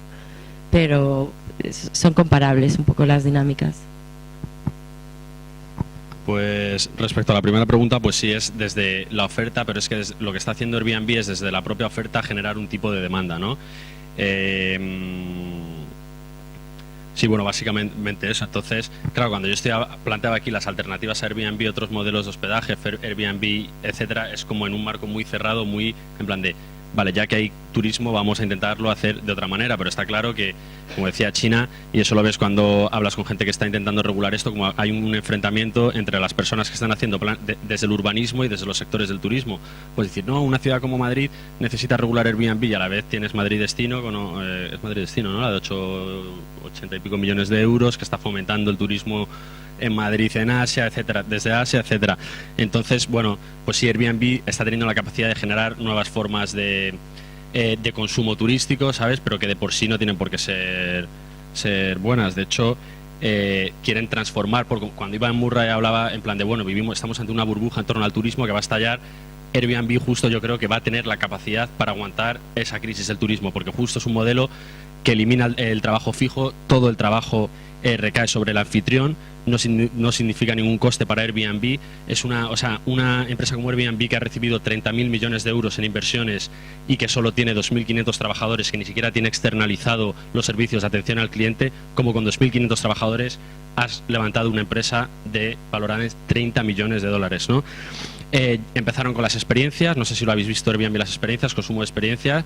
En Madrid, por ejemplo, el otro día estuve viendo pues un tipo que sale los fines de semana en bici con sus amigos, pues ahora por 50 euros también se lleva turistas. Que él va a seguir haciendo lo mismo, pero se lleva turistas. Este mes han incorporado lo de los restaurantes, que puedas reservar en restaurantes con el móvil y saltarte las listas de esperas, etcétera, etcétera. También están, dentro de poco presentarán transporte como un BlaBlaCar, o sea, algún modelo de desplazamiento que no sea por avión, y también algún tipo de vínculo con el sector ya de los aviones. O sea, uno de los iconos de Airbnb, del presidente y fundador de Airbnb, es el de Amazon. Es el momento en que Amazon deja de ser una librería para ser la tienda que vende todo más grande del mundo, ¿no? Pues ese es el objetivo de Airbnb, ¿no? Bueno, pues vamos a ver qué pasa. Mientras van saliendo estos pequeños proyectos que no cuentan con ese capital detrás y que, pues no sé, pues esperemos que sí que puedan generar otras formas de turismo también. Pero eso, o sea, como que eso es la parte más reformista, digamos. Se necesitan cambios estructurales más grandes, como decía China, relacionados con el tipo de turismo, la sostenibilidad, o sea, el tipo de ciudad, etcétera. Respecto al concepto de economía colaborativa, pues sí, está en debate más que nada porque mucha gente estamos diciendo que se utiliza como una estrategia de marketing, pero sí que hay unos principios y que según la categoría esta, por ejemplo, si lo empiezas a analizar desde el punto de vista del trabajo, cuántas horas le dedicas, si el bien que estás movilizando lo adquieres como bien de consumo, como bien de inversión, etcétera, etcétera, pues también te puedes acercar al modelo como el que he planteado. Por ejemplo, Uber en España no es economía colaborativa, es economía tradicional, son profesionales del taxi. Uber es colaborativa. Aquí en España, BlaBlaCar es economía colaborativa, excepto cuando es una persona con una furgoneta que se dedica a hacer viajes de ida y vuelta. Es, una vez más, vuelve a ser economía tradicional. Entonces, bueno, pues sí, pues no hay una definición de economía colaborativa, es un concepto muy amplio, pero sí que está sirviendo para legitimar prácticas que de ninguna manera ni siquiera cumplen, digamos, con los principios del concepto de economía colaborativa, que es un libro publicado en el 2010. Incluso la Comisión Económica Europea, que sacó un informe el año pasado, de alguna manera también dicen, oye, hay que poner algún límite porque no puede ser... O sea, es muy ambiguo, pero también dicen, hay que controlar a estos profesionales. El problema es lo que vemos con estos anfitriones, en el caso de Airbnb, gente que si bien no son profesionales, cada vez se profesionalizan más, ¿no? Entonces todavía se vuelve más complejo. Entonces, a la hora de abordar esa regulación, yo tengo una tipología como con 20 ejemplos de distintos perfiles según los días que alquilan, los ingresos, utilizando los datos de Barcelona, si es una vivienda, si no. Entonces, un mismo usuario alquilando 30 días es distinto si alquila una vivienda entera que una habitación. Lo mismo si es 90 días, lo mismo si si son todos los días al año. Entonces, por eso necesitar esos criterios para que, por un lado, permitir que los precarios puedan seguir haciéndolo y frenar o expulsar del mercado a los profesionales. Respecto a lo de San Francisco se basa en un lema que es One Host, One Home, un anfitrión, una casa. Entonces, San Francisco, cuando hablamos de Airbnb, yo creo que siempre que hay que mirar a San Francisco porque es donde ha tenido un impacto mayor, donde el conflicto ha adquirido una dimensión que está muy lejos de que pase eso ahora mismo en Madrid. Se llegó a hacer un referéndum para ver si se legalizaba y ilegalizaba Airbnb. Creo que mañana, hace 2 años, justo el referéndum, ganó Airbnb, fue el referéndum más caro de la historia de la ciudad. 8 millones de dólares según Airbnb les costó, según el lobby hotelero 11 millones de dólares, y ha aglutinado que los principales, bueno, salió que no, y aún así intentaron, es un ayuntamiento completamente del Partido Demócrata, están divididos entre a favor y en contra de Airbnb, más o menos a 50%, pero el alcalde está a favor y tiene derecho de veto, entonces por eso se ha permitido, pero aún así intentaron ilegalizarlo del todo y se consiguió lo que es ahora, que es básicamente el modelo que he puesto, es tienes que vivir en la casa, O sea, solo puedes hacer Airbnb si tú vives en la casa, ¿vale? Y si tú no estás en la casa mientras haces Airbnb porque te vas los fines de semana, lo puedes hacer un máximo de 90 días. Pero además te tienes que dar de alta en el ayuntamiento. Primero pagar $90, luego pagar $250. Ahora ese trámite te lo hace todo Airbnb, porque a partir del 1 de enero de 2018 cada anfitrión va a tener que tener en su página la licencia, o sea, esto que dicen, no, es que Airbnb no da datos, tal. No, en San Francisco no solo están dando los datos, sino que se está encargándose de todo el proceso burocrático, ¿no? Entonces, esa es la hora cuando decimos, no, es que en Barcelona, en Madrid, es que no puede, Airbnb no quiere. Airbnb sabe que no le interesa ese tipo de regulación y que ha tenido que caer en unos sitios como San Francisco. ¿Por qué? Pues por lo que decía China, ¿el problema es Airbnb? No, no es Airbnb. En San Francisco, igual que todas las ciudades globales, hay cada vez más desiguales, hay una crisis de vivienda que allí aún más grande por Silicon Valley, que ya no empiezan empresas como Twitter, LinkedIn, Uber, Airbnb, ya no tienen las empresas en Silicon Valley, en San Francisco, lo que significa que de repente Airbnb tiene la sede a las afueras de Mission District, el barrio latino, como si en embajadores nos ponen, de repente unas oficinas para 2.500 trabajadores que todos están ganando $5.000, $6.000 al mes. El impacto que tiene eso sobre la vivienda es increíble, ¿no? Entonces, como no están pudiendo los políticos gestionar esa crisis de vivienda, lo están achacando todo a Airbnb. Cuando los sujetos que están pro Airbnb dicen, no, perdona, es que aquí hay 14.000 ofertas, pero es que hay 30.000 viviendas vacías. En Madrid, a día de hoy, hay casi 13.000 ofertas en Airbnb. En Idealistas, esta semana que lo he mirado, en la Comunidad de Madrid hay 8.000 ofertas de pisos para alquilar. Según la PA, en la Comunidad de Madrid hay 200.000 pisos vacíos. Pisos encima que están comprando, o sea, ¿cuántos pisos vacíos tiene la Sareb? Los pisos que están comprando Blackstone y Goldman Sachs. Es decir, el problema es Airbnb, si es un problema de oferta, o es de los 200, que no se están regulando esos 200.000 pisos que hay en Madrid. No se está poniendo, como anunciaba Corbyn, el del Partido Laborista inglés hace un par de semanas, la necesidad de fijar y regular la subida de los precios de los alquileres, como hacen, no para todo el mercado, pero sí para un porcentaje del mercado en ciudades como Berlín, Nueva York y San Francisco. Y ya lo último respecto a la regulación es muy importante, y sobre todo las personas que participan en Lavapiés donde vas, este tipo de colectivo, forzar ese tipo de regulaciones, porque Airbnb quiere salir a bolsa el año que viene y hasta que no tenga cerrados estos acuerdos con algunas de las ciudades más importantes no va a poder hacerlo. Para Airbnb, los enemigos de Airbnb son San Francisco, Nueva York, Berlín y Barcelona. Entonces, por lo tanto, dar guerra en Barcelona y que se pueda generar un tipo de regulación que no sea como lo que quiere hacer Cifuentes en Madrid es muy importante, porque si legalizas ese 70% de ofertas comerciales, ya va a ser algo mucho más difícil de parar, y sobre todo una vez que salga a bolsa, entre muchísimo capital financiero ya vinculado con todo tipo de capitales, con medios de comunicación, etcétera. Entonces, por eso yo creo que el año que viene, de aquí al año que viene, hasta que salga a bolsa, que se retrase esa salida a bolsa y que las regulaciones en estas ciudades y también en ciudades secundarias como Madrid, forzar regulaciones que favorezcan a esos anfitriones esporádicos o precarios, etcétera, y no a las grandes empresas. Y respecto al metro cuadrado no conozco que haya algún tipo de regulación. Bueno, entre pregunta y reflexión. Yo, China, soy de Ampueraba, no sé si lo conoces. Soy de Ampueraba, ¿te suena? Vale. Ampueraba es una urbanización que construyeron al lado de Rosas hace 50 años, había unas marismas, hicieron una urbanización con unos canales, casas alrededor, y vamos, de la nada se creó una ciudad de 6.000, 7.000 habitantes.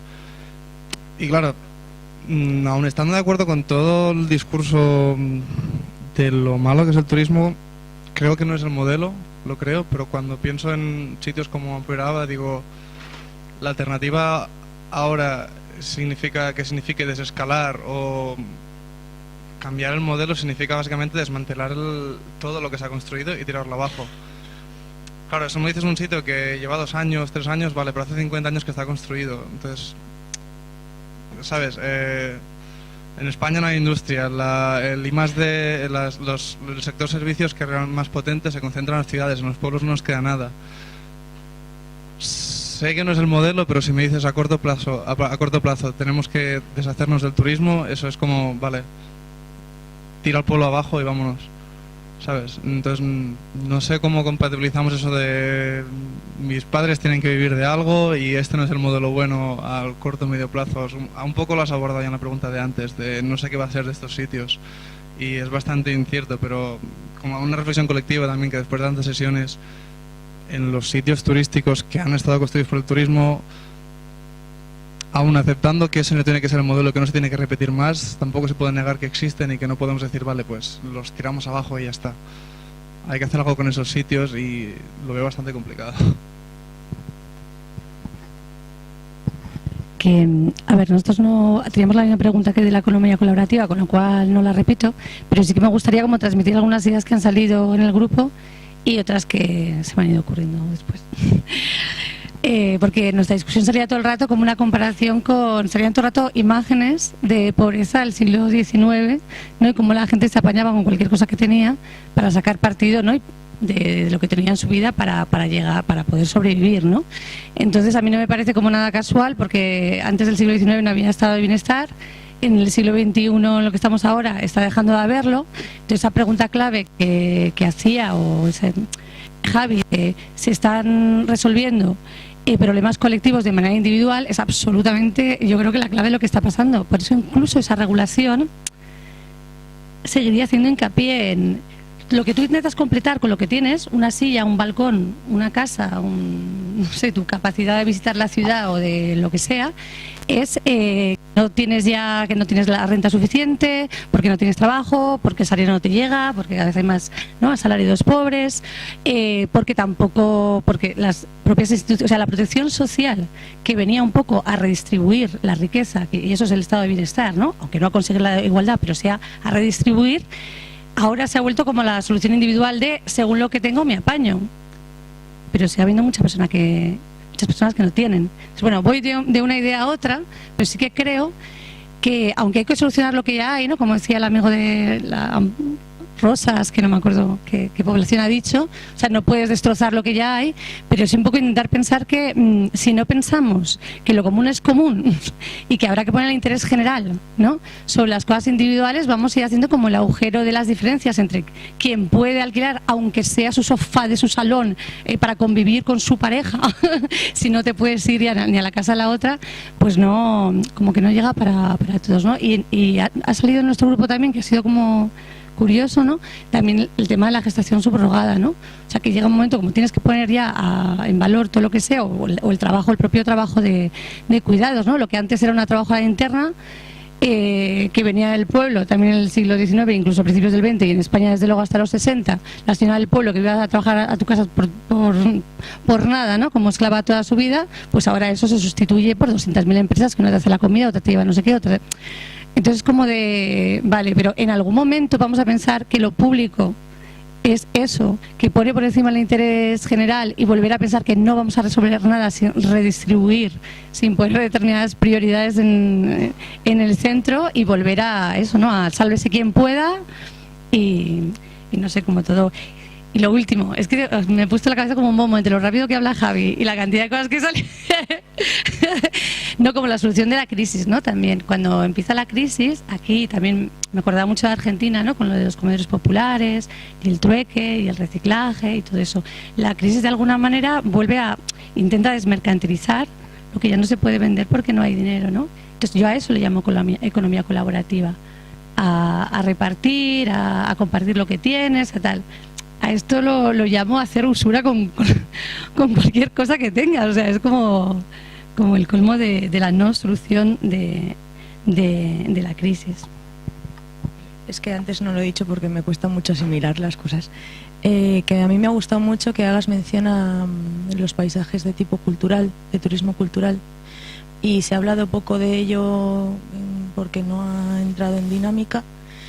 Y me parece importante hacer la matización porque me parece uno de los puntos que mueven un gran sector del turismo, y que no solo mueven turismo y tienen problema con los hospedajes y demás, sino que tienen también comercializan la identidad de los pueblos. Y me parece una cosa que decir y sobre la que llamar la atención. Y a mí me surge un conflicto porque por un lado este turismo cultural fomenta la revaloración, me estoy poniendo muy nerviosa, de los espacios, y en cierto modo los puede proteger, aunque bueno, luego eso nunca es verdad, que se protege solo lo institucional y lo que interesa, pero que si no existiese sí que quedarían también muchos elementos de patrimonio más olvidados, más de lo que ya están, porque realmente cuando ves un plano de una ciudad existen muchos bienes culturales declarados, de los cuales solo unos pocos han sido cogidos por la institución para hacer este turismo, ¿no? Y cosificados, y además convertida la identidad en un producto vendible y llevable en bolsas de tote bags, ¿sabes? Bueno, nada, quería hacer como este apunte y hacerte la pregunta de cómo gestionar mejor, si hay algunas ideas o alguien ya, bueno, sí, supongo que sí, pero la reflexión de cómo llevar bien este tipo de turismos culturales, que valoren por un lado los espacios, el patrimonio, que tampoco dejen de lado otros en pro de los más a los que más inversión se da. Y bueno, como yo quería hacer una pregunta rápida también, que la quería hacer a lo largo del curso, pero no encontré el momento. Y ahora con China yo creo que igual tiene alguna clave para esto, que es el discurso del... que el peso que tiene el discurso crítico contra la turistización, el tema de la transformación del paisaje, de la pérdida de los comercios llamados tradicionales o de los negocios tradicionales, de la vida tradicional en el barrio, de lo de toda la vida, esto se suele llamar de toda la vida.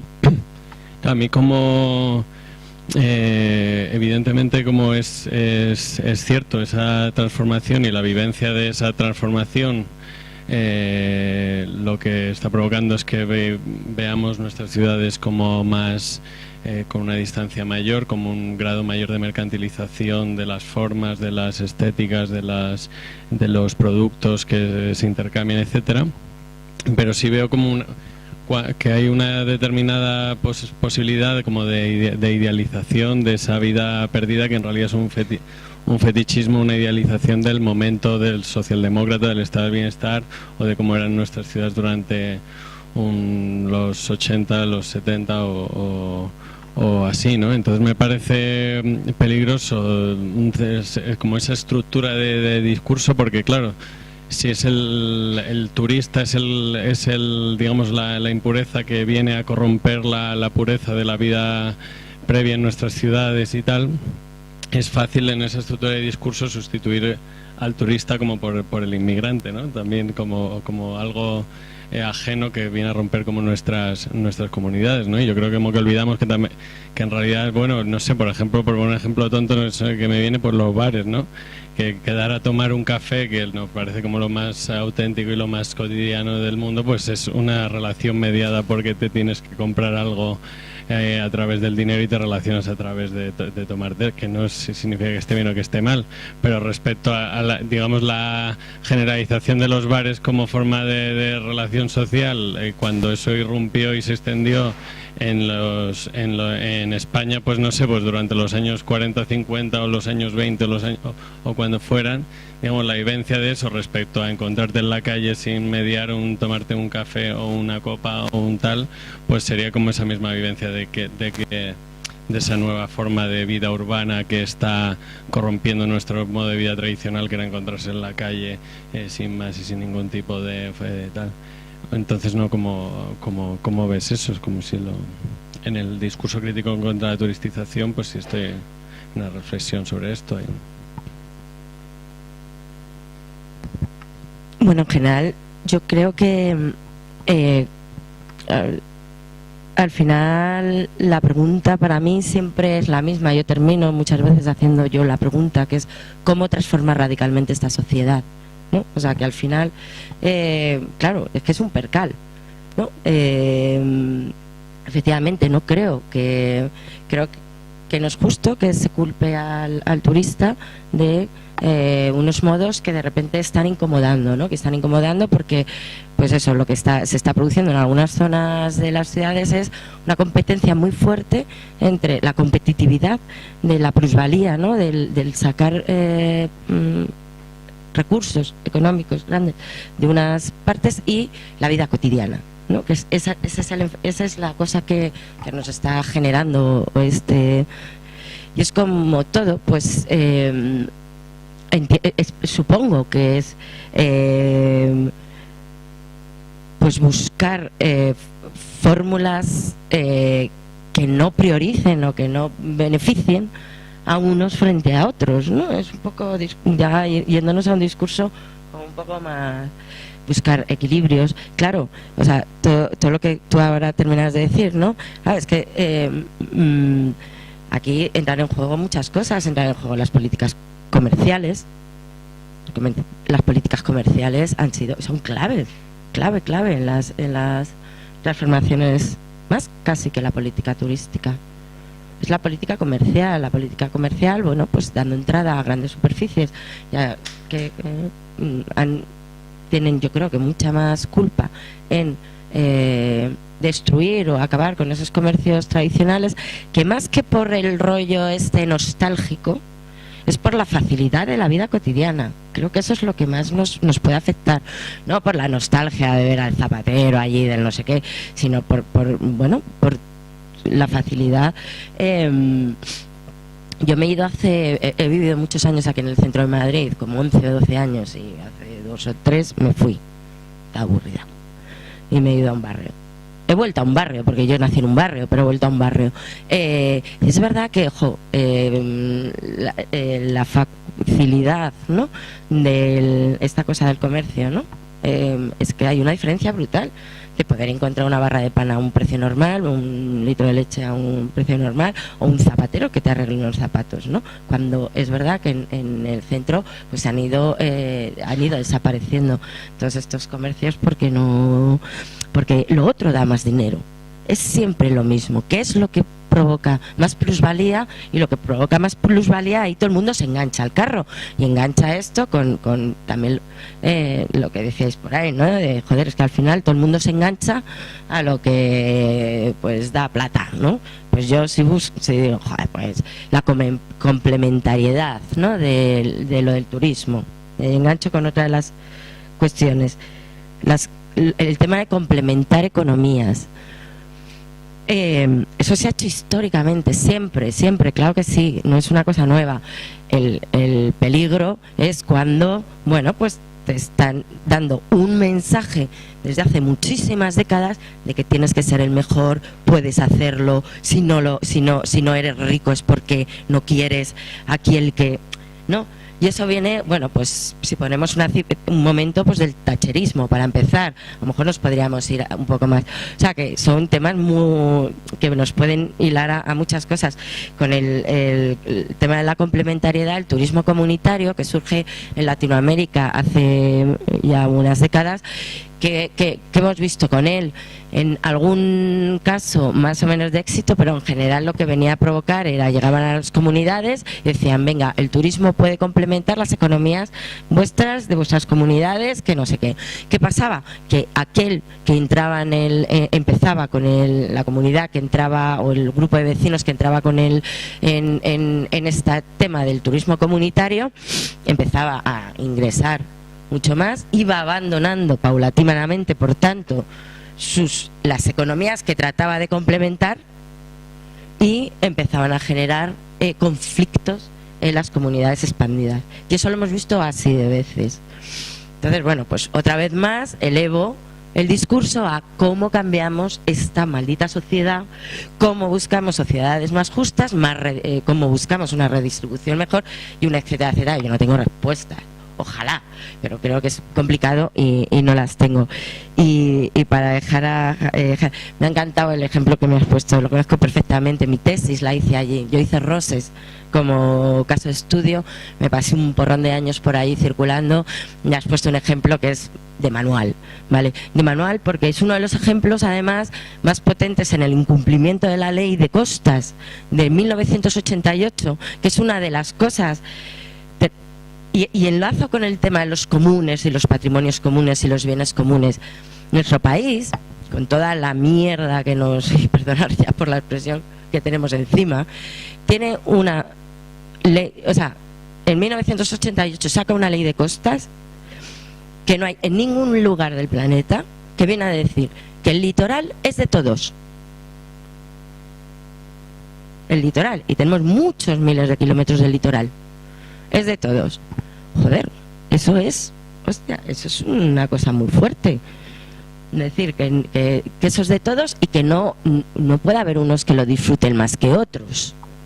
Bueno, pues Ampuriabrava fue un claro ejemplo, por supuesto, de incumplimiento de ley de costas, que además, cuando hace unos años, antes de que volviera el PP a renovar su ley de costas, se intentó, con todo el deslinde, recuperar trozos, pues hay un conflicto, hay otro trozo en Roses, que es el mismo modelo y tal, y no sé. Claro, ¿por qué? Por lo que tú dices, claro, es que son muchos años de mucha gente allí viviendo, son propietarios desde hace muchísimo tiempo y son sus casas. Y claro, dicen, joder, ahora que vengan a quitarnos nuestras casas, pues claro, aquí introduciría yo el tema de la propiedad privada también. Entonces, claro, que son conflictos muy difíciles de resolver, por supuesto. Ahora, tengamos claros los diagnósticos y tengamos claros los antecedentes. ¿Sabes? Que hemos ido incumpliendo. Aquí todo Pichichi hacía lo que le daba la gana. El que tenía dinero mejor que el que no lo tenía, evidentemente. Y bueno, pues claro, llega un momento que nos encontramos con esto, ¿no? Soluciones muy complicadas, desde luego. Sí. Pues Marisa, lo que decías de la comercialización de todo, de hecho hay una plataforma en Estados Unidos, obviamente aquí no funciona, que es PBNB, ¿vale? Que alquilan cuartos de baños para que puedas mear en un cuarto de baño, te lo alquilan $1, $5, etcétera. Otra vez, respecto al concepto de economía colaborativa, que igual antes se contestaba ahora así como demasiado escueto, como que sí que desde la parte, desde el lobby de las economías colaborativas, lo más institucional, empiezan a diferenciar entre economía bajo demanda, economía de acceso. Autores críticos empiezan a llamarla platform capitalism, como capitalismo de plataforma. Otros muy famosos es crowd-based capitalism, o sea, como que se empiezan a hacer ese tipo de conceptos, pero que aún así lo que tú dices, que para ti es el apoyo mutuo, que esto es, no, bueno, has dicho, o sea, que esto es otra cosa, que no es economía colaborativa. Pues yo en mi tesis, por ejemplo, voy metiendo elementos para poder distinguir entre distintos tipos de economía colaborativa. Uno sería el valor, entonces estaría la economía colaborativa mercantil, que sería Airbnb, estaría la economía colaborativa social, que sería Couchsurfing, siempre en el hospedaje, que es que la relación entre las personas que participan es sin ánimo de lucro, solo están motivados por el valor de uso, pero la plataforma es de Amazon y sí que está produciendo valor de cambio esa interacción. Y luego estaría la economía colaborativa del bien común, donde el objetivo no es mercantil, ¿no? Entonces, a la hora de, dices, bueno, lo que yo decía, que esto son soluciones individuales a problemas colectivos, pues por eso a mí me gusta enmarcarlo en el marco del poscapitalismo, ¿no? Y cómo se está empezando a pensar el poscapitalismo y utilizar la economía feminista, ya que muchas veces en el marco del poscapitalismo solo se habla, creo que incluso la última charla del curso de aquí es entre trabajo garantizado y renta básica, y justo la economía feminista critica ambas, ¿no?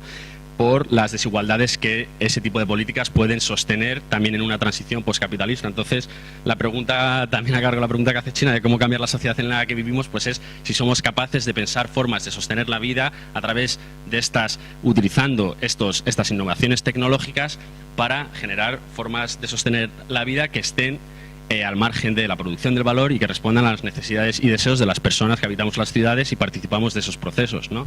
Entonces, pues igual es más difícil ese debate que el de la renta básica sí o no, pero bueno, creo que también es necesario. Se habla muchas veces de comunes tradicionales, bosques, lagos, etcétera, comunes en el mundo digital, software libre, Wikipedia, Linux, etcétera, pero comunes vitales, comunes que sostengan la vida. ¿Somos capaces de generarlos? Bueno.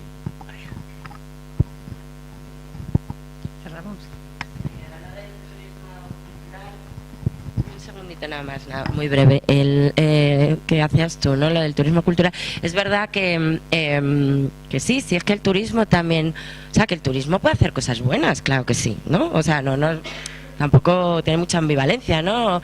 Como somos además turistas a veces, otras veces no, y tal, nos genera una ambivalencia brutal, es un debatazo. Entonces, ¿qué pasa? ¿No se puede ir de viaje? Pues el viaje es maravilloso, claro que el viaje es maravilloso, pero bueno, y en temas en muchos sitios, pues a través de lo cultural, pues oye, sí, claro que sean complementarios, pero vuelvo a lo mismo, hay que procurar, creo que desde un punto de vista del territorio, pensar en no poner los famosos huevos siempre en una sola cesta, sino